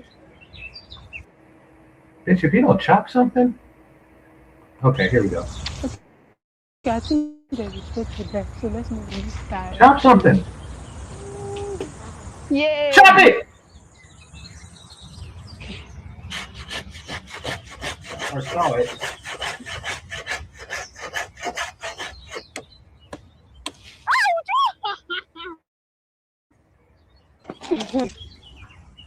That was close. Mm-hmm. Yeah.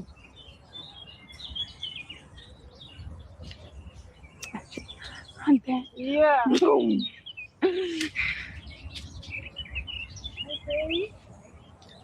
Mm-hmm. Let's go cut some more.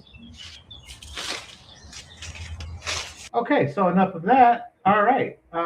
I clicked it and, there was a lot of chopping and sawing. Okay. Now let's go back to where I was heading before I decided to click on that link. Let's see. Been a martial artist for about 2 decades. I hate terrible technique. What are you talking about, Ray J? Listen. No, it's the principle. How many rappers step into a ring ever? And that's because when you're that type of entertainer, when you're a rapper, you built this facade up for yourself, and it takes some balls to put that on the line, to do that. So no matter, you can talk about his technique, you can talk about, the L that he took, the one hitter quitter that he took, and what have you. The point is, I don't have shit to say because he stepped into the ring. And until I do that shit, I can't really say much about that. So That's my take on it. Somebody said, let's see these overweight heifers do that stateside. The tree can't support those bitches. Like, you know that.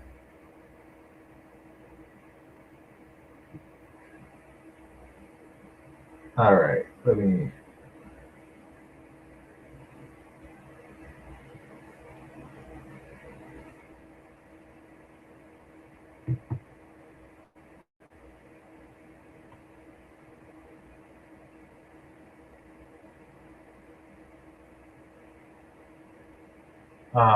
Oh, I seen this earlier. And I was like, damn.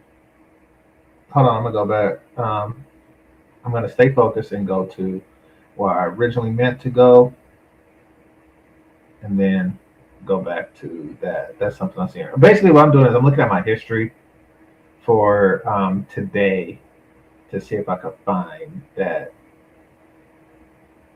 thing that I seen earlier.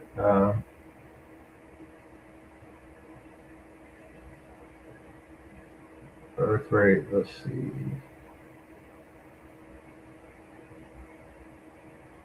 All right, rich on paper broker right now. Let's see.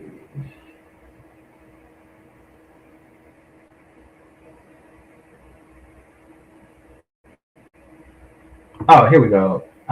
Men are at work, at home. Okay, so it's this one.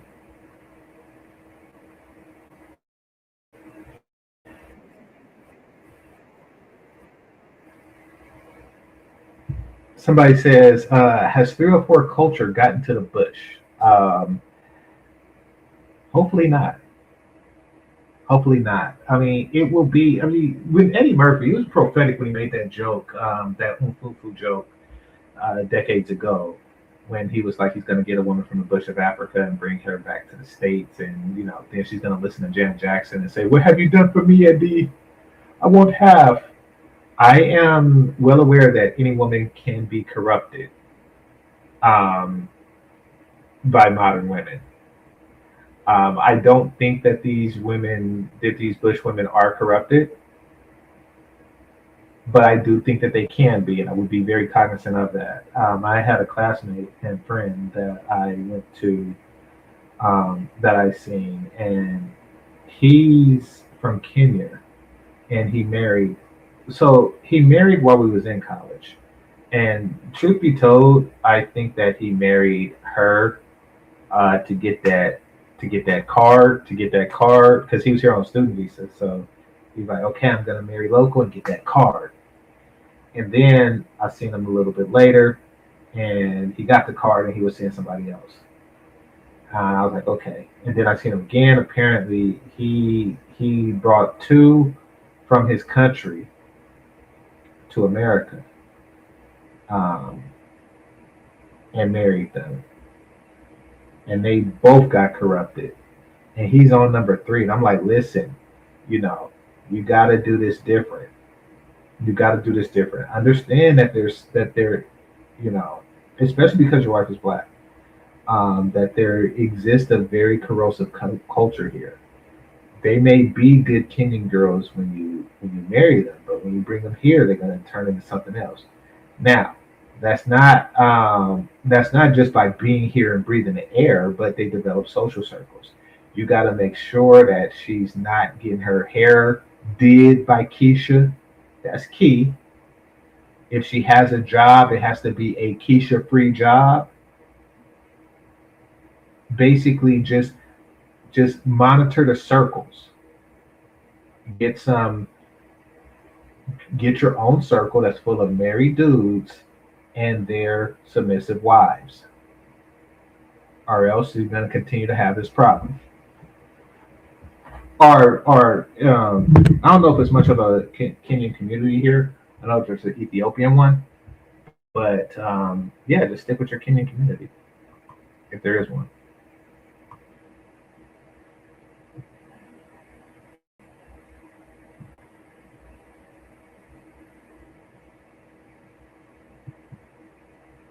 Keisha, divorce rate with African men are extremely high. And when you say Keisha, you're talking about the ones that come from different countries and turn into Keisha, like Mogwai turned into Gremlins, or what are you talking about? Okay, so it was this one. So shout out to the person that did this, and I'll give him a shout out. Where are the men? Like, that's what I want to know. Like, where you at? I done been a Target. I done been everywhere. Like, where are you? Where do you be at? What's like, where are you? Where are you looking at? Because obviously you're not looking over here. Like, what's wrong? Like, where do we find men at? Like, where? Bitch, if you don't chop that tree, if you don't chop that tree, if you don't fucking build a hut and a coconut, then shut the fuck up. All right? Chop that tree, bitch. Chop it!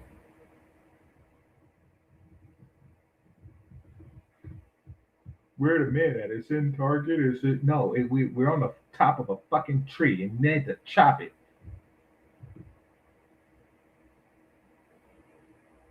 Where the men at? I've been to Target. Shut the hell up.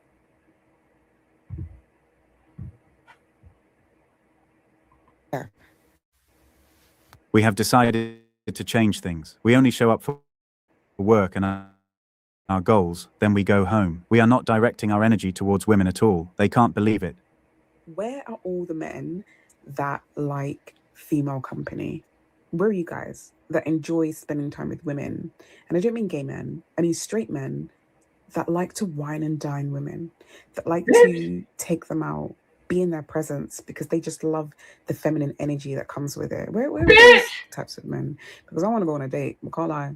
I want to be treated like a princess on a date. I want to get dressed up and go and eat, have good chat, good banter, and then we go on our merry way.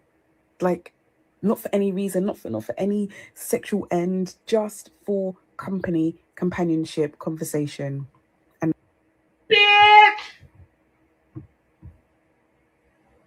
If you don't accompany my dick, see, this is what I'm talking. This is why I picked this video. I remember seeing it earlier, and I was thinking the same thing. I was like, bitch. She's like, we're the men who just want to go out because they enjoy my company. Nobody enjoy your damn company. Nobody enjoy your damn company. Everybody has company. Like, it wouldn't even need, there wouldn't even be a need for like push-up bras or shit like that if people just walked around, because you can enjoy anybody's company. No, what you want is guys who want you sexually and willing to tolerate you playing with that. That's what you want. Why don't you just take me to the movies because you enjoy my company? Because I don't enjoy your fucking company.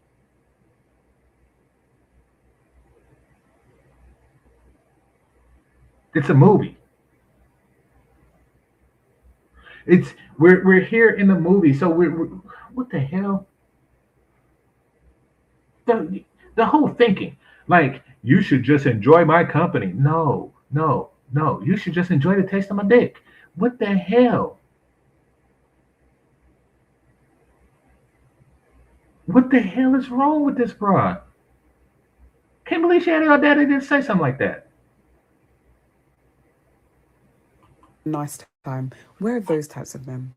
We are working on ourselves or staying indoors. There is nothing in the company of women that we find enjoyable. We just end up wasting time and money for no reason. Hello and welcome back. Today we will be talking about why we don't talk to women in public places anymore. Stay until the end to see how women are breaking down when left alone. Let's get into it. Can someone explain to me why it's so hard to find a good man that is all about you and only you, doesn't care to entertain other women, and just... Somebody said that you got to say it like Short. Hey, I grew up on Short.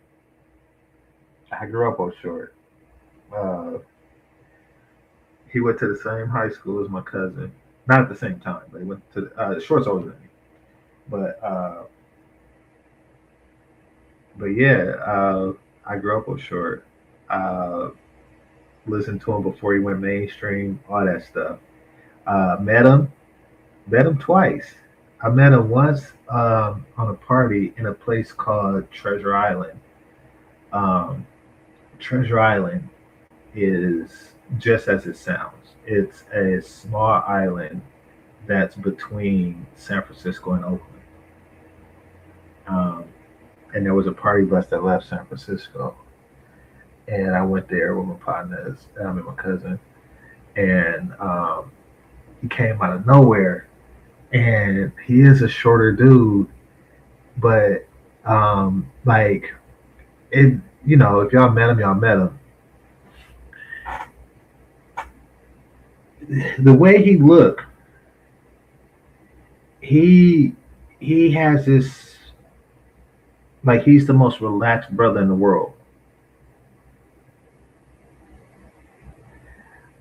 It's probably a byproduct of being successful since a very young age, and being successful because of something that you love to do. But yeah, he just like was an extraordinarily cool, relaxed dude. Like you could just tell he's like the homie for real type dude. Um, Met him then, and then I met him at this. I don't know if it was his spot, but I think it was him that used to lease his house out for parties and stuff in the hills. So I'm gonna ask my partner if that was his spot. But we used to party in this mansion some summers, and I think it was his spot. But I know he was there one time. So yeah, I met him twice. But yeah, but anybody, I'll never take credit. Anybody asks how I say my bitch, that comes from years of practicing of the Too Short bitch.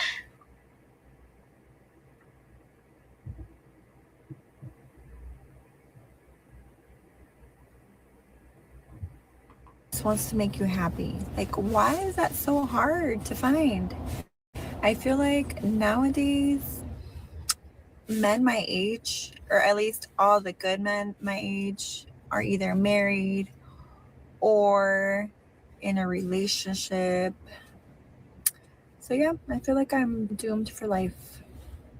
Of course you are doomed. Well, it's weird that there's this expectation, that she has this weird expectation that why aren't the men completely into me and only me and myself? Like the selfishness is just utterly insane. All the time and energy we used to give you in workplaces, social settings, and in public life is no longer there. You are not a priority nowadays. Secure men are starting to wake up and realize that they deserve better for themselves, they deserve happiness, and they deserve to have standards and boundaries too without being bashed by the opposite gender. They are waking up, and a lot of y'all don't know how to sit with it. A lot of y'all don't like it. You say you want a good man, but you know what comes with a good man? Boundaries, standards, discipline. A man that's going to challenge you. But the issue is a lot of y'all don't want opposition. You don't like it because it makes you uncomfortable. It disrupts your sense of normalcy. You're not used to a man telling you to level up. You're not used to a man correcting you or giving you some type of constructive criticism so that you can better yourself. These women know they bring nothing positive to our lives. We have seen that. And when we are... Dang, she killed it. And she got the head wrap that I like. I like those head wraps. Now, sometimes you could take it off and it'll be a bunch of garbage underneath, but I don't think that's the case with her. I like that. And I like when they be having fruit on their head. Now, some of the fruit bitches look like trash, especially in Colombia. But for when I see in Africa, the fruit-headed bitches, some of them be nice. Some of them be nice. They just be walking around with the like oranges and shit on top of their head. That should be sexy.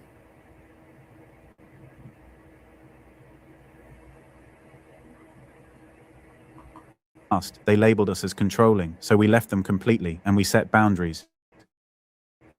I have never thought I would be in a place that doesn't know how to help. So are we in a place where nobody know how to help a woman that needs help anymore? And since when dealerships are basically auto places don't have services to check on a car or do anything like that. It's like, when they stop that? I'm trying to figure that out. I don't know, because Well, some of them do. I would say about half. Like some of them are just a shop, and others are shop and service. Um, Either way, you have to pay for it.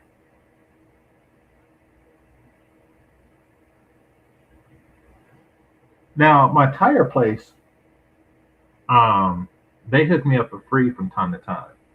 Like, but I'm a member. Like when I always go and get rotated and you know when they're bald, I go get some new ones from that same spot. But yeah, generally speaking, you got to pay for it. What the hell?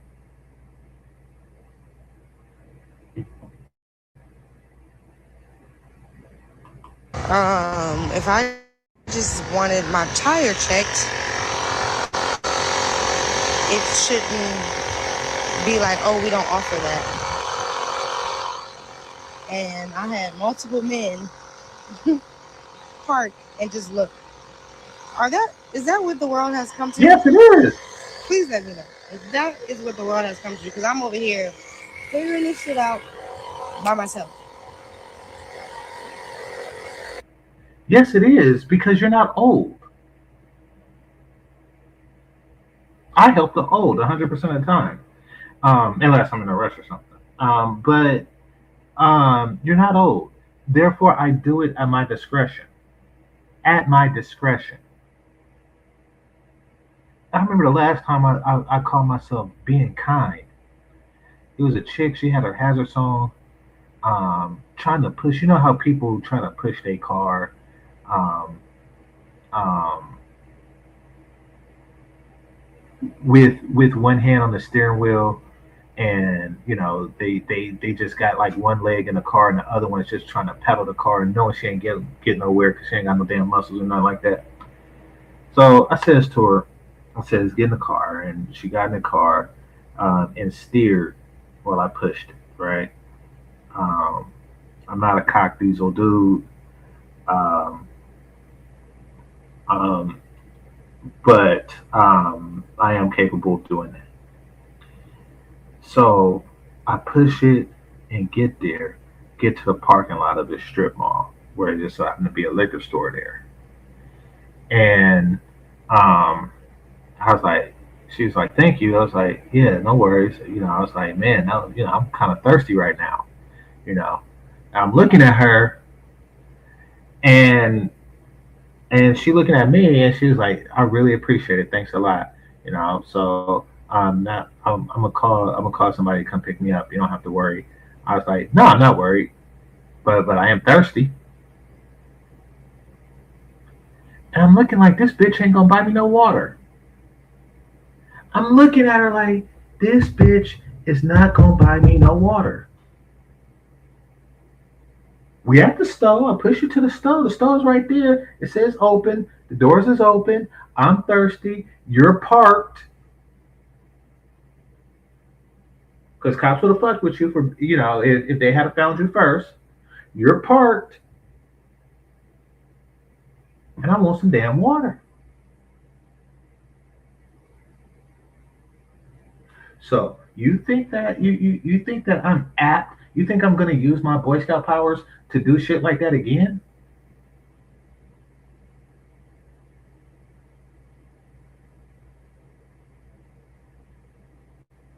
Somebody says she probably was burnt for water.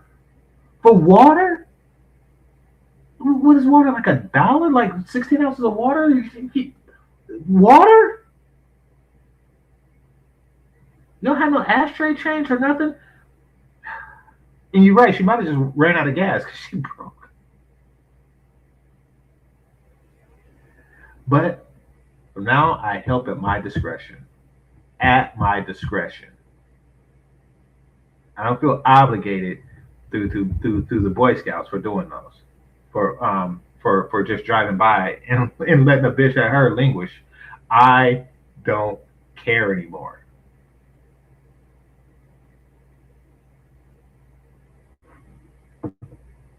swear this is not what I signed up for. I swear it wasn't. Women are now strong and independent. Why do they keep complaining about us? Why do they need our help? Let her fix her own tire or pay for the service. No more free help. Fucking weird. I don't know. Because everyone's like, oh, you're pretty, but like no one ever tries to talk to me. So you bitches are lying. That's what it is. Because people be like, oh, you're so pretty. Where are the men? Where are the fucking men? They'll be like, oh, you're so pretty. Like, oh my God. Where are the men, babes? Where are the men?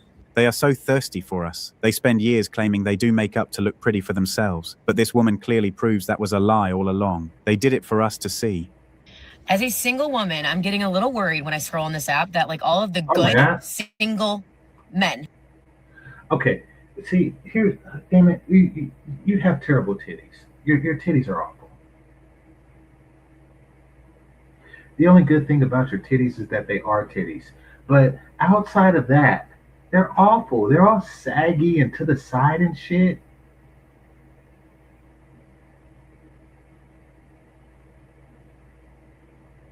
They're supposed to be upper. What in the hell? You think you're sexy. You think that that's sexy. You think that you're showing cleavage or something like that. No, cleavage is when they're put together. When they're mushed together. Awful, awful titties. 30-year-olds and up, or near that range, they are, if they're single, they're staying inside and doing exactly what I would want to do, which is like binge a show and like order and take out. Like, why when I'm scrolling, I'm seeing all these like cute men who look like they have their head on their shoulders. They probably don't. Let's just be fucking real. But they're all like staying inside. Like, what I'm trying to do is text a girlfriend and be like, hey, you know what? Instead of me cuddling into bed and binging all of Real Housewives, let's go out. Because I'm just hoping that one day, like, I meet my husband, like, meet cute randomly. Like, I got to go out and do that, right? I have to, like, actually put myself out there. I have to actually do my makeup and, like, put on a cute outfit and do that, you know? Crazy concept. But I have a fear that all of the good single 30-year-old men are doing the opposite. Hey, get out there. Please. No. Stop ordering takeout by your fucking self. No. And wait for me to be there with you to do it, okay?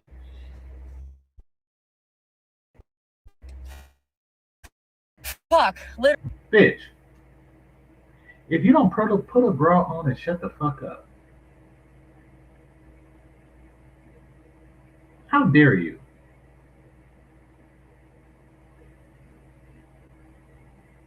How dare you?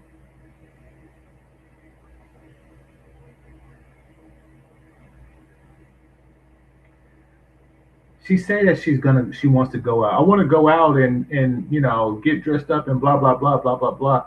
You know, it's like, okay, well, why don't you meet a guy when you do that? See, what she's really doing is the fact that she's dealing in deception. What she's really doing is she's just saying she goes out and she's not meeting any guys when she goes out. And I know why she's not meeting any guys is because her titties are shit. And that's like the first thing guys look at when they go out. Like, what the hell? Her titties is like all kind of like, you know, she got fucking one tit in Africa, the other tit is in Europe and shit like that. Like what the hell? It's like Pac and Biggie. That's the name of each titty, huh? East Coast titty, West Coast titty. They like far apart. It's like all kind of like fucking interstates and in fucking Midwest and shit between both titties. Like, what the fuck? It's just nasty as hell.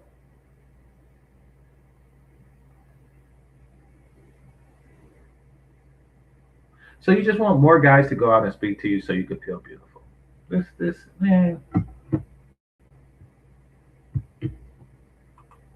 Probably gonna run into a douchebag.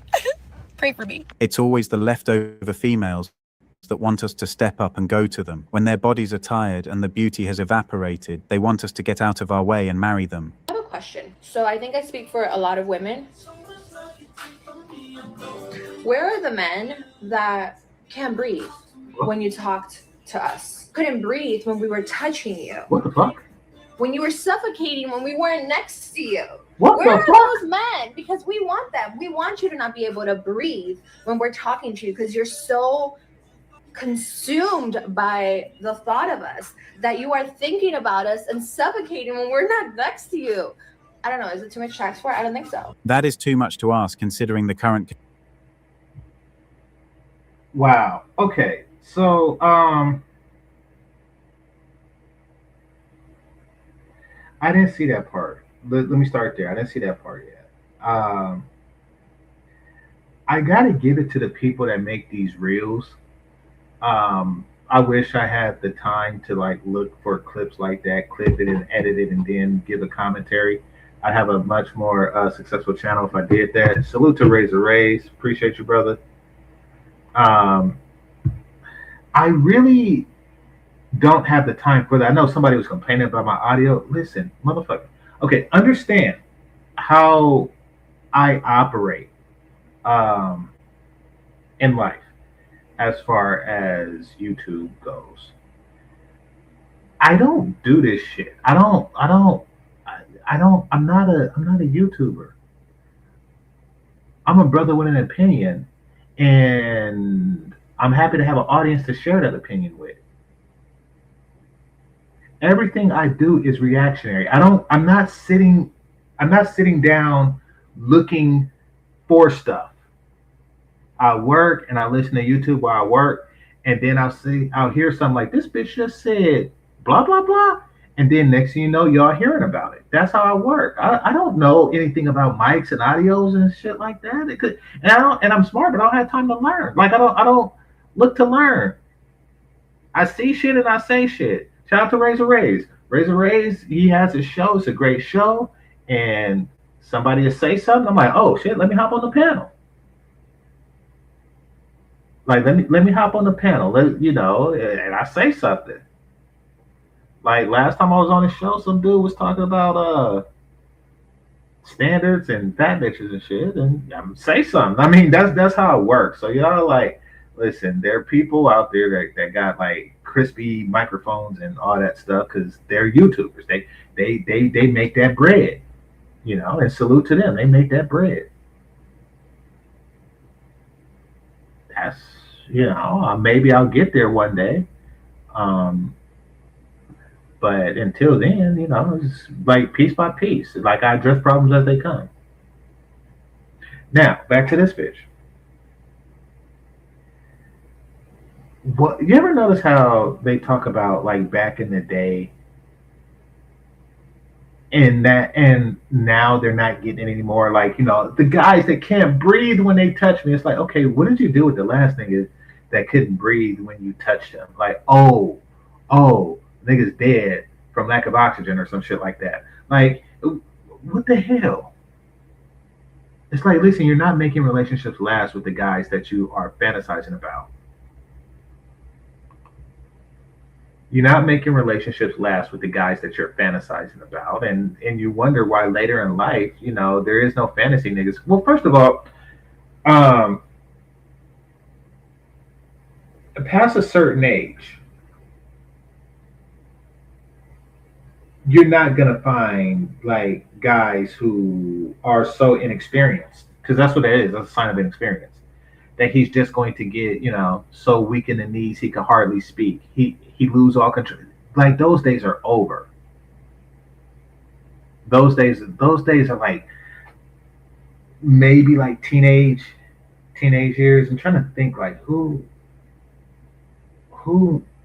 what woman made me feel that way, or what girl made me feel that way when I was a teenager.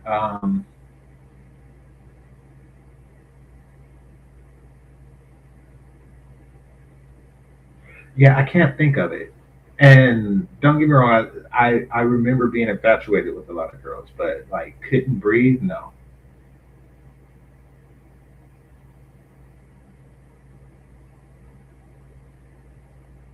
No, but we all went to state, we all went through the awkward phase where, you freeze up. Because she's so fine. But that's a very young age. This woman looks like she's in her 30s talking about she's looking for that dude that, that can't breathe when she touch him. Somebody said GC new audio fund. No, it's not a. It's not a. I don't need new shit. I don't need new shit. Like I have the same mic that everybody else have, and that's a Blue Yeti mic. The problem is that there's knobs and shit on it, and I don't know what the fuck to do with it. I don't know what these two knobs on the back of my microphone is. And I'm pretty sure if I turned it right, it will sound better. But I don't know what's the right way to turn it. So what the fuck? Is it that bad? Tell me, is it that bad?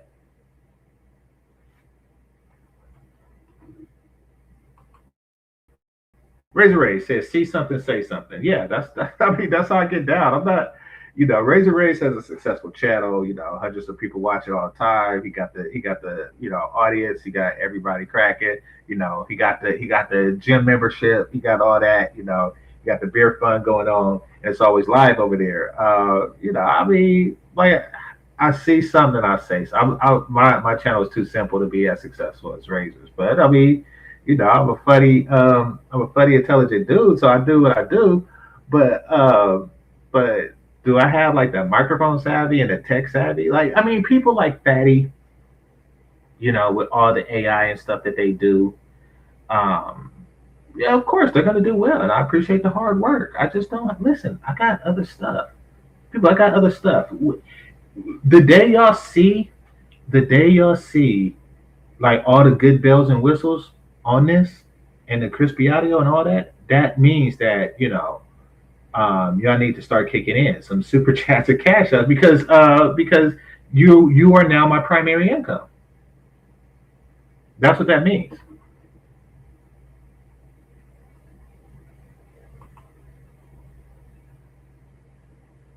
Wait, what's CG?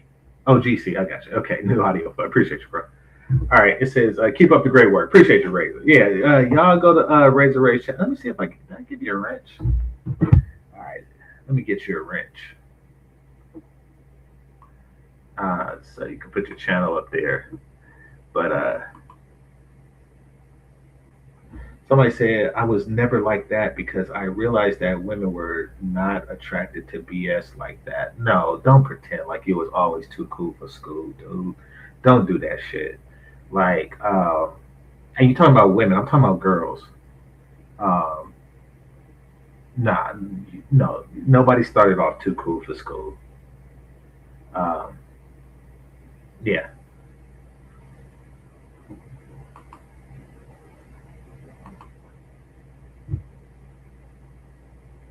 Like you never wrote a silly note or some shit like that.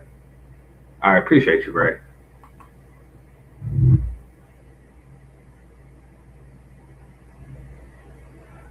Because I participated, I practiced my Mac when I couldn't drive. So no risk, no loss. By the time I was driving later in high school, I knew how to approach women with respect and get their interest. Good for you. Good for you. No, I approached well before I was 16. And I didn't have a car when I turned 16. I had the license. I didn't have a car. So, yeah. All right, let's see what else they're talking about. Condition of modern women. They have become so useless to a point where interacting with them is basically wasting time. When the guy you're into texts you and tells you he got off all dating apps because he doesn't want to see anyone else anymore, you smile a lot that day. We are feeling the burnout from the modern dating apps. 50. We have spent years swiping through. Hey, random thought. What's the name of that thick ass white bitch on Euphoria?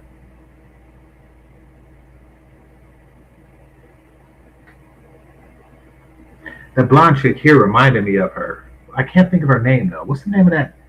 She's thick as fuck. Damn. She can get it. Women's profiles only to end up dealing with endless ghosting. That process is exhausting. Guys have legitimated with disrespect. They're tired of not being appreciated. They're tired of having you come and say you want all these things from them, but when they ask what you bring to the table or have the audacity to suggest that something they really value isn't on the table, and that perhaps you yourself are not enough to be the table, then somehow you have an attitude problem about it, right? They're tired of all of those things and more. We are tired of the constant effort required to initiate, plan, finance, and chase relationships that have little to no positive feedback. We know it, and we are boycotting these females shamelessly. I don't know who needs to hear this, but if you're the type of woman that's like, I love when a man tells me to be ready by 7:30, he tells me when he's going to pick me up, tells me where we're going, tells me what to wear, plans the entire date, pays for the date, then when tells you to cut off red and that's not good for you, you say, you're not allowed to tell me what to do. Then you don't actually want true masculine leadership. You want leadership that benefits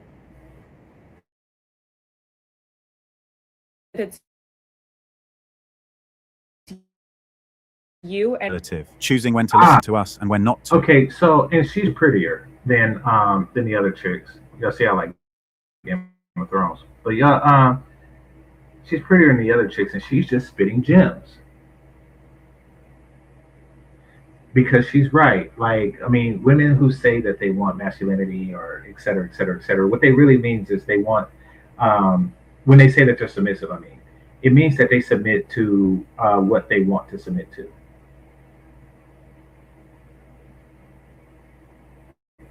They submit to the commands that they want to submit to. That's not submissive. Submissive means that you submit even when you don't want to. Not on some extreme stuff. Nobody's going to tell you to jump off a ledge or cut your foot off, but no, it does mean that that's what that means.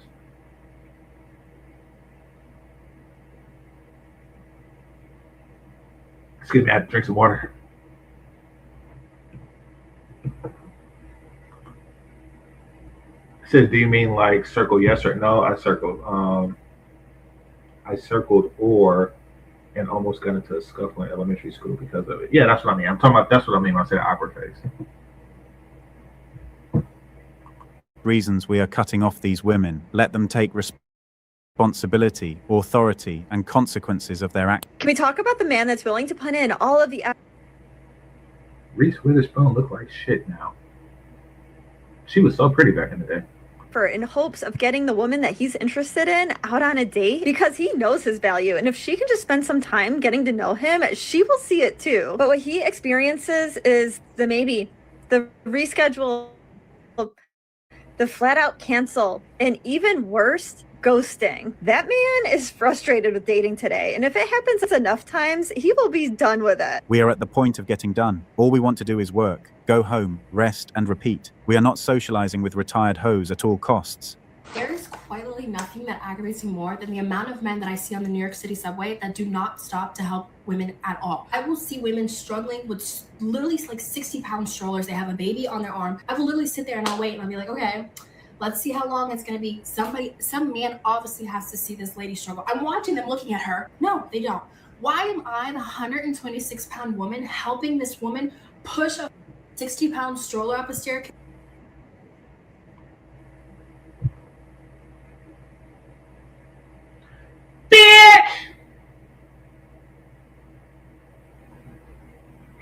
Just to be clear, I was still fucked. I want you to be perfectly clear on that point. You looking at a bitch struggle, complaining that people aren't helping while you're not helping. That body, though.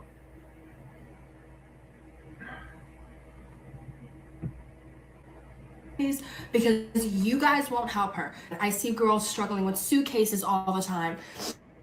Women struggling with groceries. Y'all just sitting around. Not all of y'all are in a rush. I don't know where y'all going. Most of y'all don't got no damn jobs. Act like a man. These tactics. Okay, all right. Somebody says she's lying, and yeah, that's highly likely. I mean, either she just hangs out in grocery store parking lots and do stomach bitch shit, or she's lying. She just goes to the airport baggage claims and just stares and shit, waiting for shit to happen and count the number of men that don't help. Either that or she's lying. But yeah, how often do you see suitcase bitches? What the hell? Of telling us when to be a man are not working with us anymore. We will not do anything that involves talking to women at all. Being used is not part of our lives. Where is my man at? Where is my man at? I hate to make my entire life about relationships, but where is my man at? He's living his best life, staying away from entitled modern women such as yourself. For a long time, these same women demanded we give them space in public. They thought they would feel comfortable in public without us. We left. They are now begging us to return. When things become real clear for me. Somebody said, I haven't seen a 120-pound black woman since my ex. Yeah, I just seen him climbing that tree. What are you talking about? I just seen him in a tree. They was chopping the wood and the coconuts and they was cooking and shit. Like, what do you mean?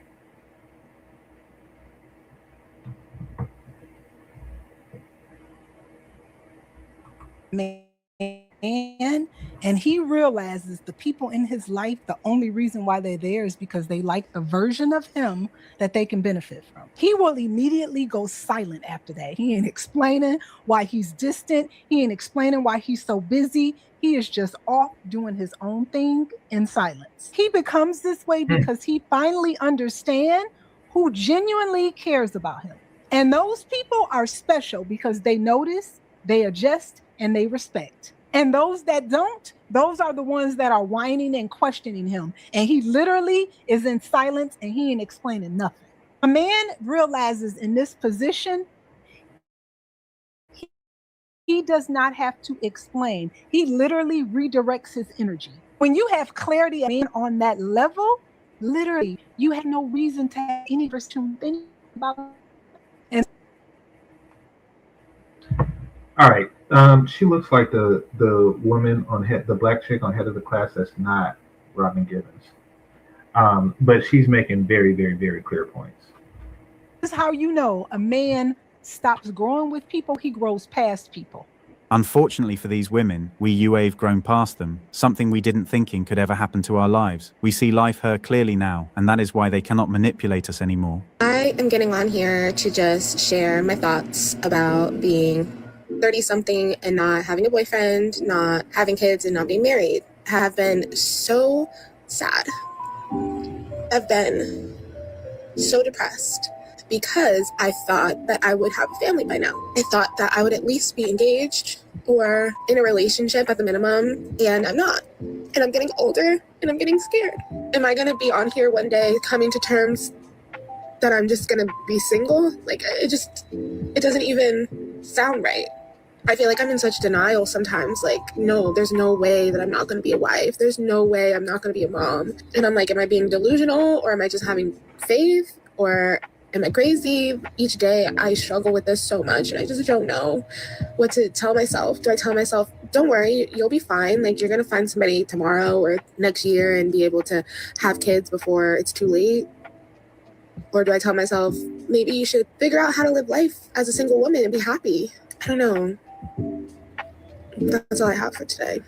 I've been seeing some videos on my For You page, and I think that I can't even roast her because there exists a woman who, because of hostilities that exist between men and women online and otherwise, they can't find a mate. Also, because so many venues is saturated with players and thoughts, there really isn't a place, and attention whores, there really isn't a place for anybody to go to find a mate.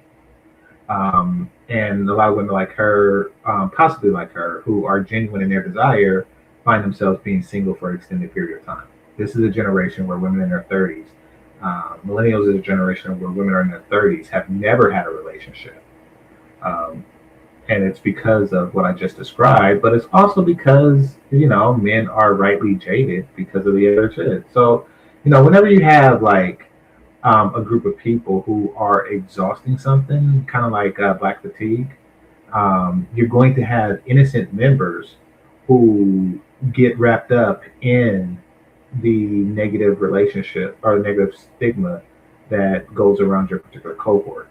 She might have gotten caught up in that. Kimberly Russell, that's her name? That's her name? You must be a fan because you came with that quick. All right. Bag lady, you gonna miss your bus. Well, she she definitely has to.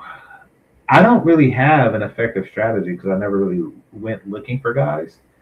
I do know that if she's serious, oh wait, oh no, that's something else. Okay, I do know that if she's serious, she's going to have to get strategic. I don't have a strategy for her, but I do know that if she was active the last 10 or so years, she's going to have to do something different. Stephen A. Smith is a complete dipshit. He shouldn't be allowed to speak on anything. What? That's random, but okay.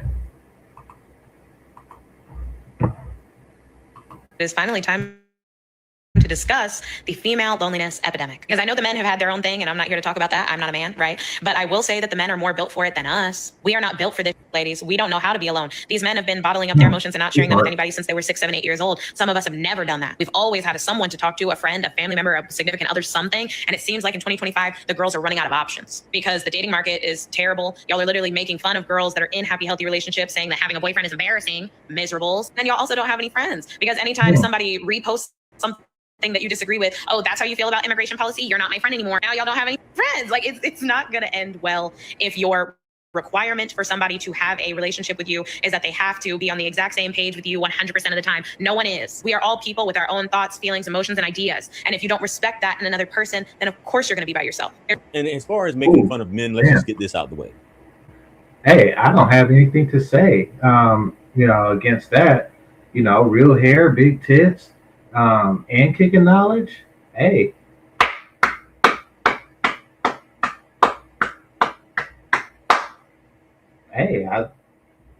Jeff, there you go. I mean, whoop, there it is. Men are already alone. Okay, so it's not a big deal. We don't mind. We're self-sufficient. Yeah, you know what I mean? sure. We're used to it. It's a part of a man's journey is being alone. We're not the social of the species, if you will. We don't constantly have to be talking to someone. And I was just having this conversation, actually. And it's funny, a lot of these that pop up, I end up having these conversations. But women have so many options. And let me clear up options. I'm talking about in terms of loneliness. Women have so many options. And when I break it down to women, they're just like, I can't believe it. But it's true. You can literally make a post, social media, and I think this is why women ended up alone a lot of times. But you can literally make a post, show your face, maybe show some TNA, and there's 100 dudes in your inbox that you can talk to. You get on all. This is what has happened as a result of our movement. Women who are depressed. That's not that's not really the type of interaction that they're looking for. I mean, yes, they can easily get somebody to fill their space. The reason why they feel lonely is because they want men where they can exchange company with, not just gratify each other sexually. Now, smarter women realize that, and there should be like a pussy for attention trade agreement. And I'm thinking like, what's a fair exchange for that? But I don't know what's sustainable, because if I were to like have a trade center where men trade pussy for attention, I would start off like 2.5 hours. I would give you 2.5 hours of attention and validation for a suck and fuck. But then I have to sit, like, do I really want to sit with, like, after you get it the first time? And this is where it gets problematic. This is why it can't be exchanged directly by any means that I know of. But that's not my wheelhouse. So I would call it puss-sex trading. And yeah, like, okay, I just talked to your ass for 18 hours. That means I get 4 fucks and a threesome. Y'all tell me in the chat room, what would be an adequate pussy to attention exchange. Damn it.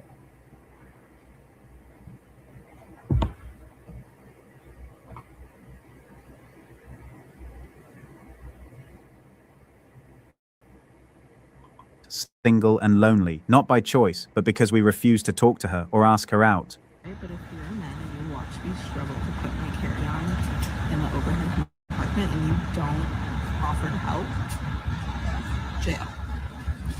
What is wrong with you? We will not help. We don't care.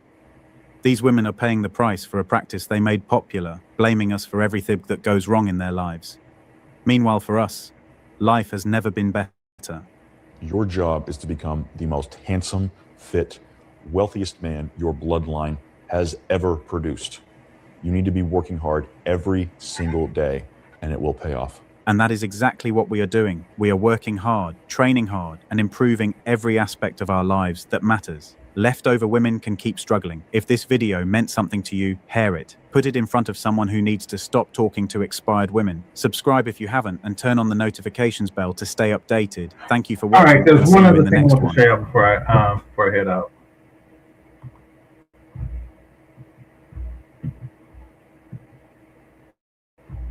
All right, hit the like button, people. Hit the like button.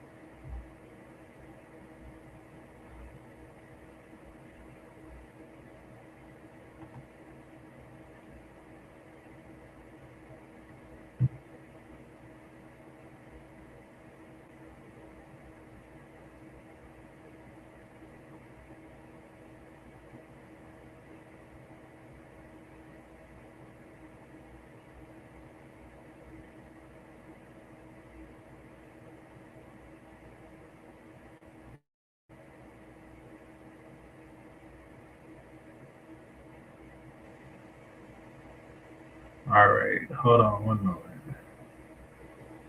If I can find it.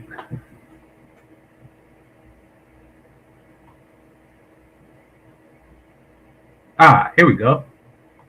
Here we go. And this isn't really like hold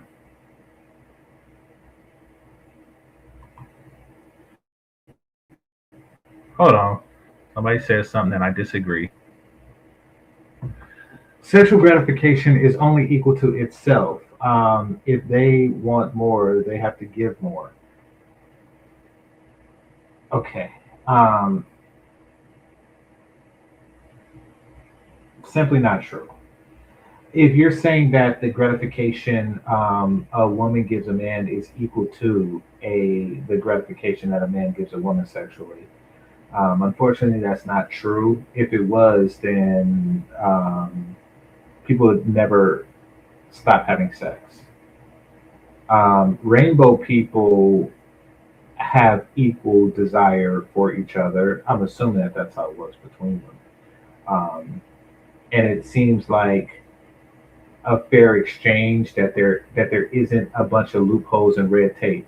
But there exists loopholes and red tape on a man's side because it's not viewed as an equal exchange. So to make up for that inequality, I'm willing to offer a certain amount of attention.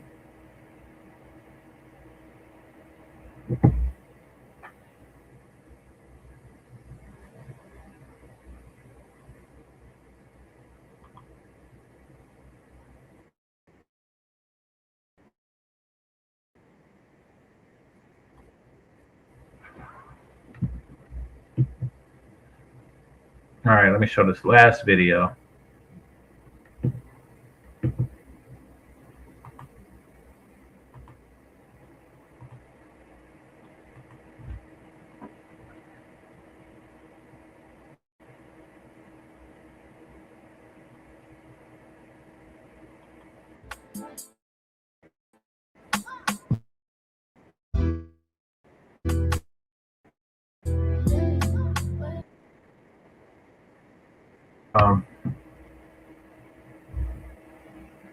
Click the mute button because of the music.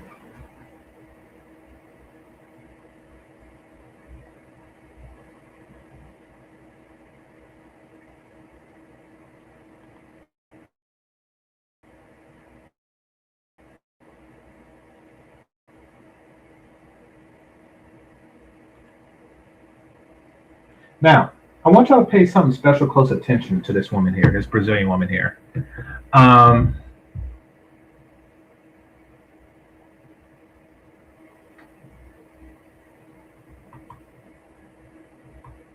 hold on. Okay, I want y'all to take a look at this picture with the ass, right? Like look at the ass, look at the nails. You know, she's pretty here, and then, and this is my favorite type. This is my favorite type. I want to show y'all this.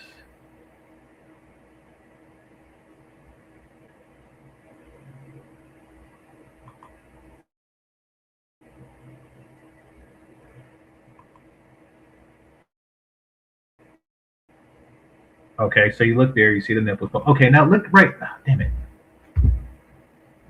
All right, hold on.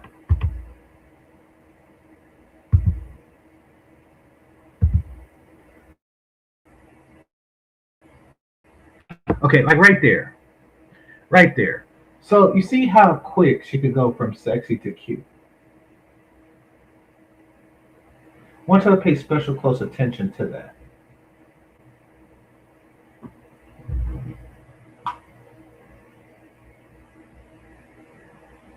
Now, alpha male strategies. Lucario, Steve the Dean, Miles Cunningham. Where's your equivalent receipt? This is why game dudes constantly lose to passport dudes. Constantly.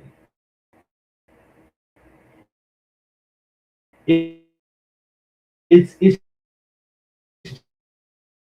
just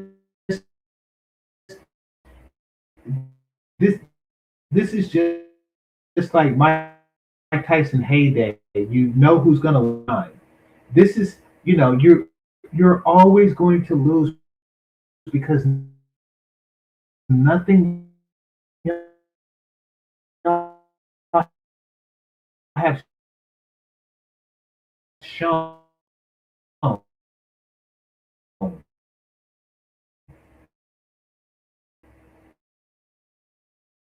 And this is um yeah, this is just like a random dude who traveled to Brazil and met a chick, and this is his girl.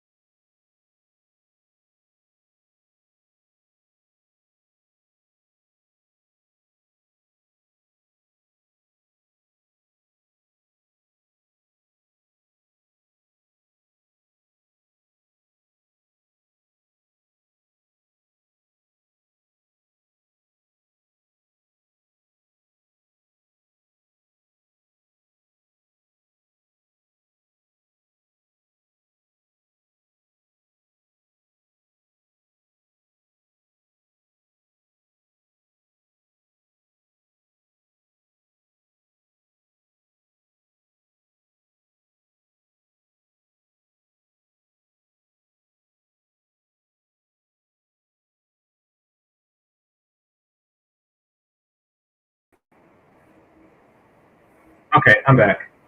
All right. So let me share the screen.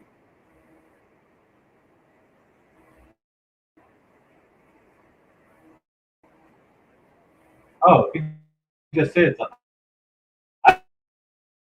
I didn't see this. I just seen like the intro reel, and I was thinking like, damn, saying. This goes into what I was saying. So that's tricking. Shut your stupid ass up. Fucking old ass dad bod. Fucking weird looking. No game having. Pretend to be game niggas. All right. So, reading this, what he's saying is, why didn't you bring your bikini?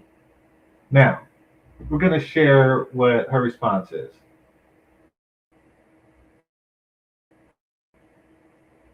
Can you guys see that? Let's see what she has to say. I don't have it. And that's exactly what I do too. Just so you know, I am the person that types in the translator what I need to say and give it to him. Okay. She said she doesn't have it. That's what she said. So, yeah, we're about to go shopping. I've never been bikini shopping before.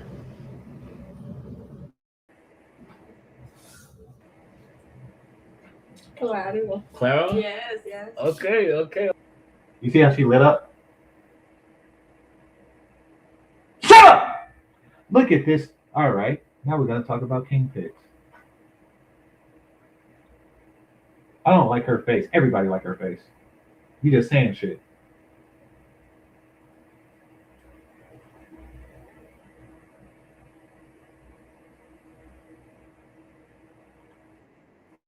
Okay, that's perfect. All right.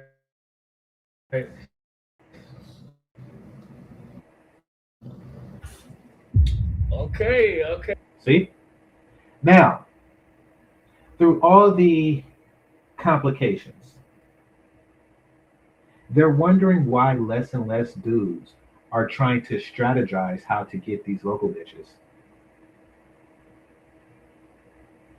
versus trying to figure out how they can get to where she's from.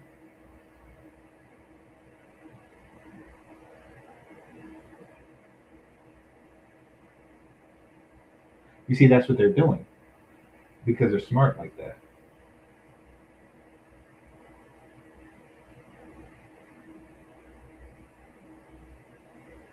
Yes. And that's why game dudes are always going to lose to passport dudes. And that's why AMS is really just retaliating against the MTRs of the world because not only she don't have a damn bikini. She's walking around with that body with no bikini in a beach city. Just walking around with baby tees that she has to hike up underneath her titties so it can feel like a bikini. And guess what? She sometimes just wears her panties. And I'm not joking about that. I've seen it.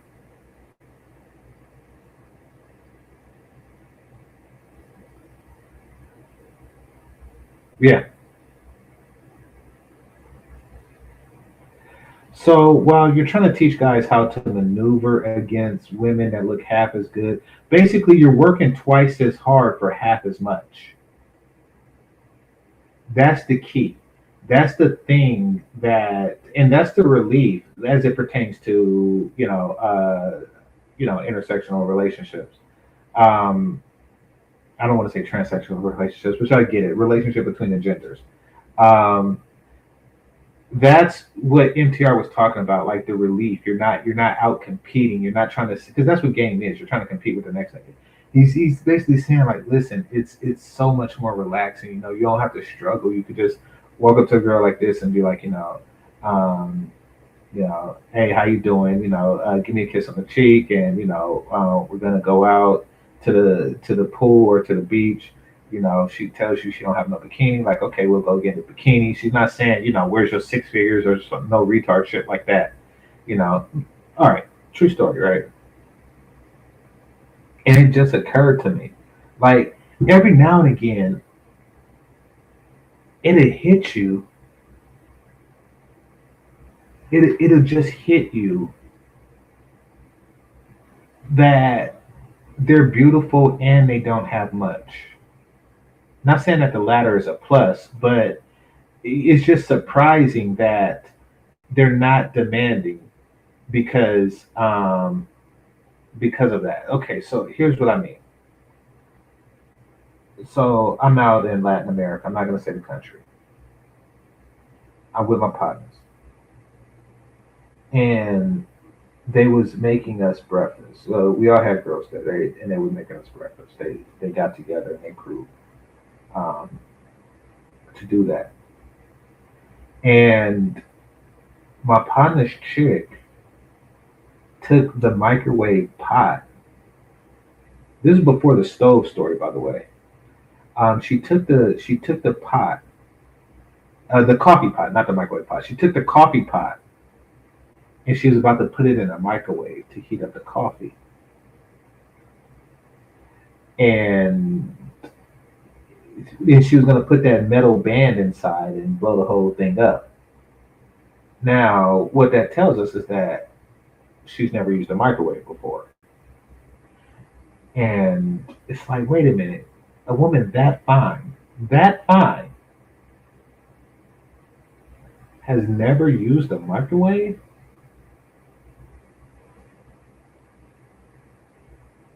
It's like, wow. And a woman this fine does not own one bikini while living next to a beach,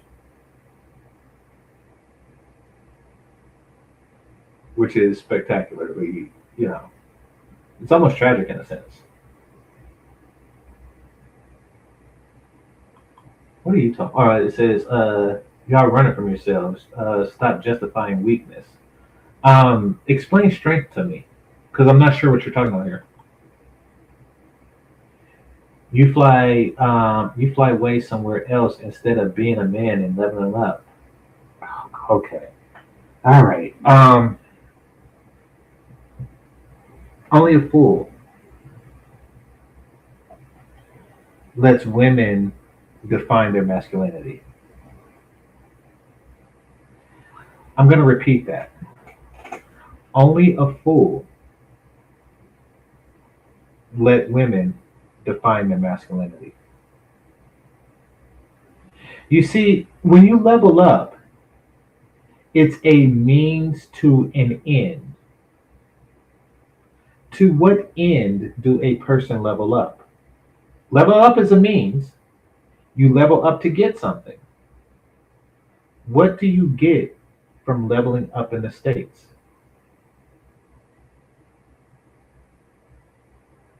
Because if you're trying to sell something that there is a masculine satisfaction or a payout for working harder to get less, then that is the epitome of foolishness. That's the epitome of stupidity.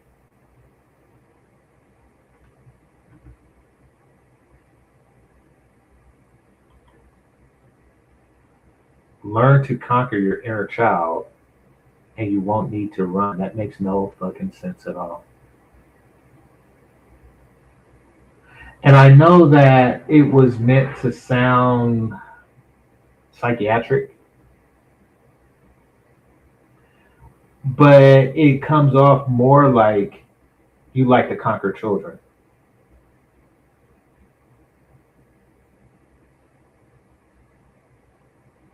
And it's not really running away from something more as it's running towards something. Because if it was running away from something, then there'll be a bunch of fat bitches on the plane chasing me, waddling after the plane as it takes off. And that's not happening.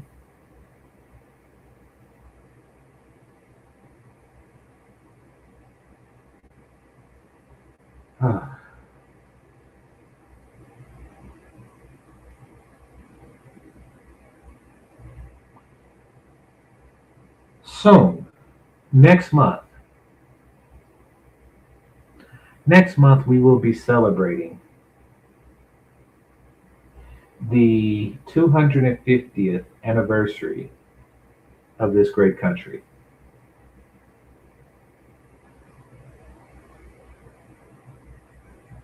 I wonder how many people like Wadi was back in Europe saying, what you running away from? No, they came to this country for opportunities.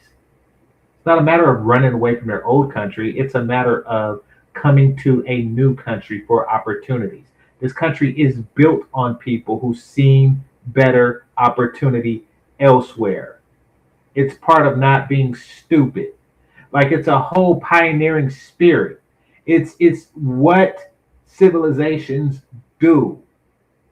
Like, non-spear civilizations have done this all the time, while spear civilizations just stay in the same damn place that they evolved into humans. Like, no, expand or die.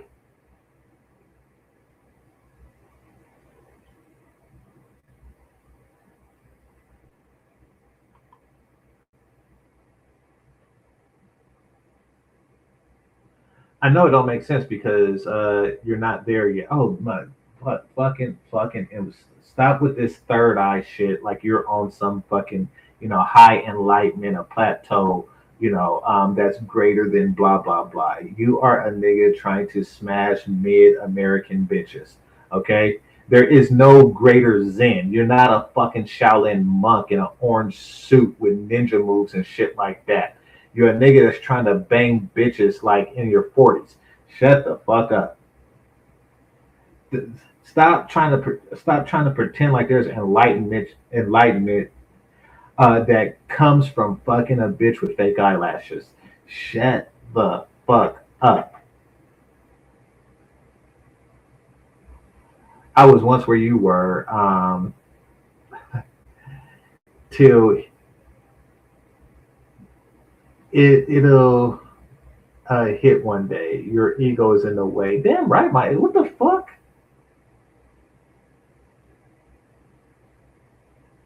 Listen,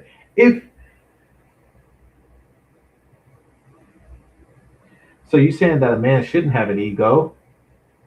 Ego is a sense of self-worth. A man shouldn't have a sense of self-worth. He should just be like going around, waddling around, looking for big girl panties.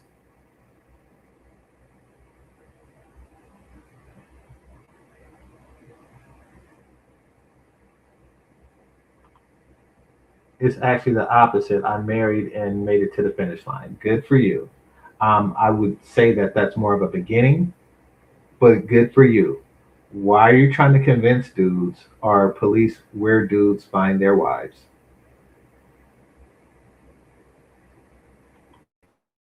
Okay. Perfect. I say less. So look, we about to go bikini shopping right now, man. Make sure you guys stay tuned, and y'all see you guys. She didn't even bring sandals, so I don't know what the fuck she got going on today. She's tweaking. You look cute though. Hello. Yeah. Okay. Yeah. Good Crocs, man. Why in the hell is she popping up her titties?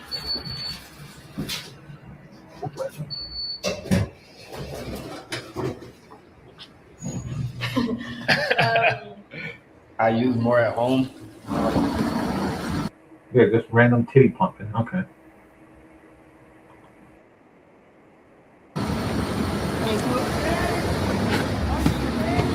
Don't charge you. But yeah, man, she really got on like my shit. I really be having that shit on. She look good because I look good, man. I'm getting confused.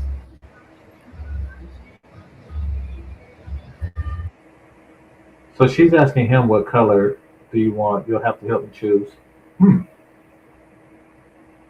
See, y'all see what's going on here, right?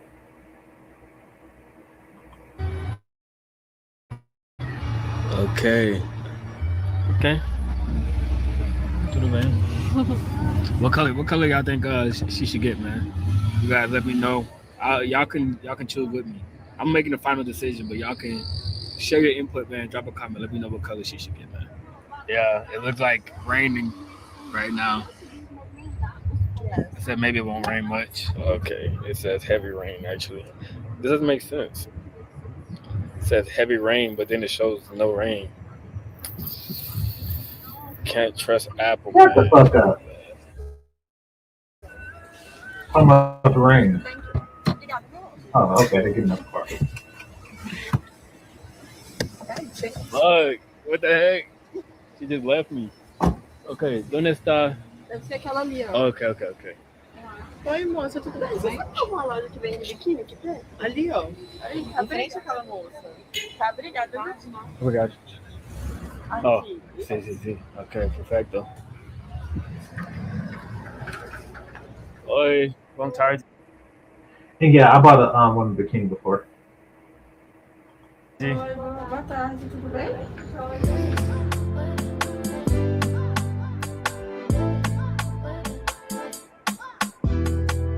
Esse? Sim. Eu vou querer esse daqui. Marronzinho, com a calcinha azul delta mesmo. Tudo N, tudo T. I don't like that. I don't like that. See, I gotta stop being so frugal. I got to stop being so frugal. So, she's saying, I'll take this one. When I would prefer to hear, how much is this? Is that amount okay with you? But I'm a frugal man, and I know that bikini costs less than $20 American. I got to get over that. And one thing that pissed me off about going abroad is when they up shit on you. Even though it's only like $5 in a situation like this, I can't stand that they just see me as a nigga to just take $5 from them.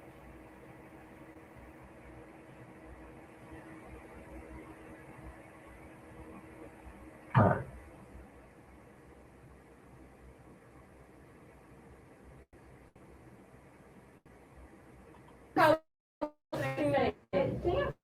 Calcinha, tipo, desse modelo? Tenho.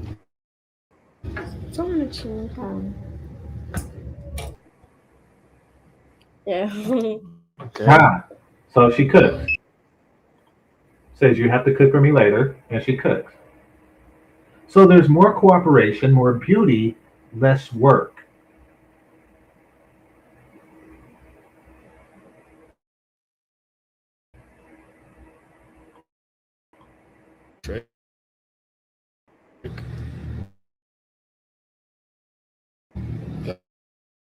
Let me know. Let me know in the comments, man. Goodbye. Moça.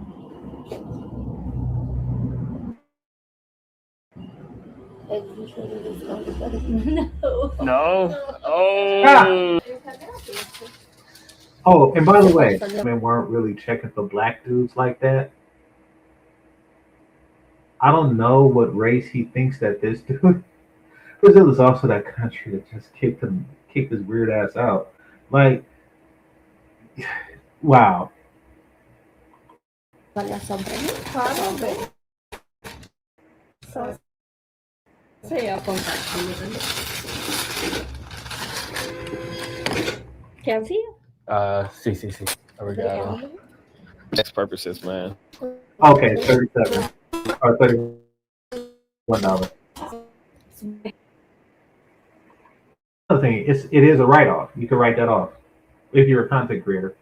My accountant asks me that every year, but for one, I pay more on vacations than I do taxes. For two, I don't really talk about my vacations enough to make it substantial. And three, I don't make that much money on YouTube to really make it significant. But if I did, I would definitely be able to write off a vacation.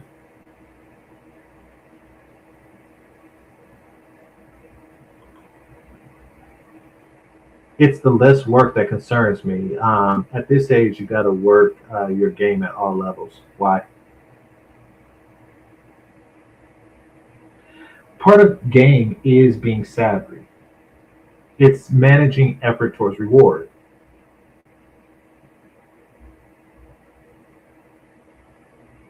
Am I right?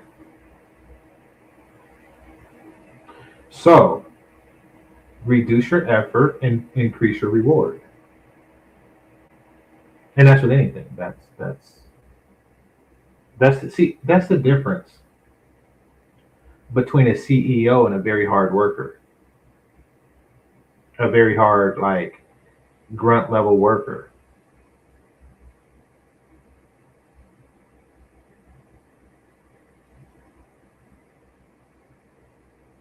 That's how things get invented. Somebody invents the hammer, and then, somebody else say, you see, you looking for the easy way out, as they punch nails into walls with their fist.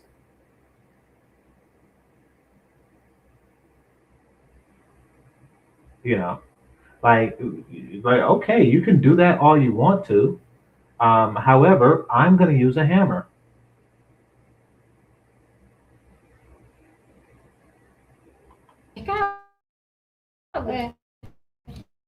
Se subir aqui a Padestácio, tem o BH para lá e o EPA para o lado de cá. Tá virando isso. Obrigado, tchau, tchau. Pertinho. Petinho? Que es petinho? Fuck. The Crocs, man. Trying to get some alcohol. Something light though, nothing too crazy, man. I heard. Ahead? Yes. Okay. We outside in Belo Horizonte. Chill vibes. Okay, we made it, gang. It's raining a little bit, but that's okay.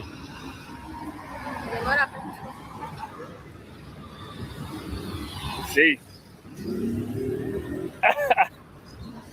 Okay, perfect.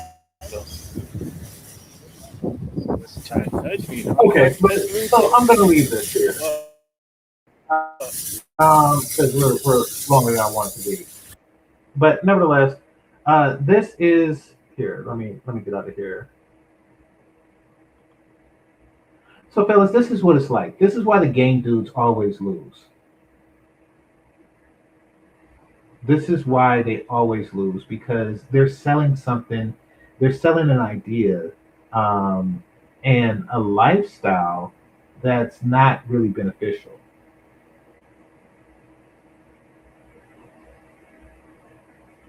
So let me read some of your comments. It says there's less time wasting. Life is short. Absolutely. Life is short.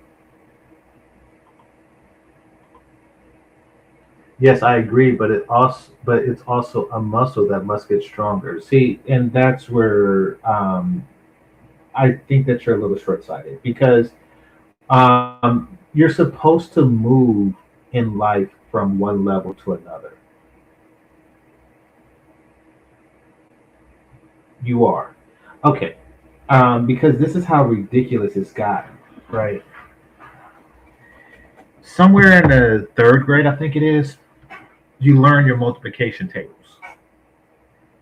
And that's typically from 0 times 0 to 10 times 10. Maybe it's just 1 times 1 to 10 times 10. That's the multiplication tables that you learn. And then, maybe some other mathematical concepts or, arithmetic concepts, and then you move on to the fourth grade. And then you probably at that stage get into fractions or divisions, et cetera, et cetera, et cetera. That's what's called strategic progression. You want to know what you don't do? You don't say, okay, now I know 10 times 10. What's 11 times 11? What's 12 times 12? And then next thing you know, it's like, okay, what's 189 times 864? That's a fruitless endeavor. Because you can go on to infinity and you're missing out all of the other nuances.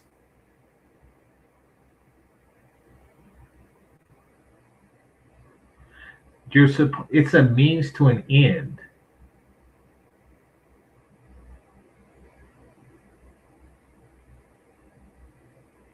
Just like with muscles, like there has to be like a certain end to it. Kind of like those women who, lose weight. It's like, okay, there should be a stopping point. It's a means to an end. If there's no stopping point, you look like one of those skeleton bitches, or if you're a man, you're gaining muscles and then you turn out to be one of those fucking, huge muscle niggas that can't wipe his own ass, literally.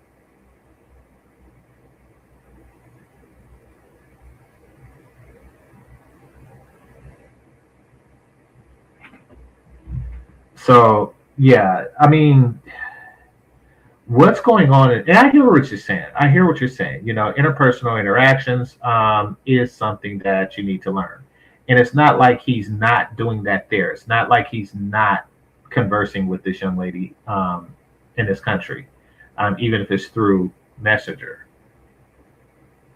But being on a perpetual cycle of people moving the goalposts is not going to get you anywhere. It's not. In fact, it's going to keep you stagnant in other aspects of your life. I wouldn't recommend it, but I'm smart. Anyway, I want to thank the Cash Apps and Super Chats. Damn, it's late. It's 12. All right. I want to thank the Cash Apps and Super Chats, managers and moderators, those who are listening silently, and those who participate in the chat.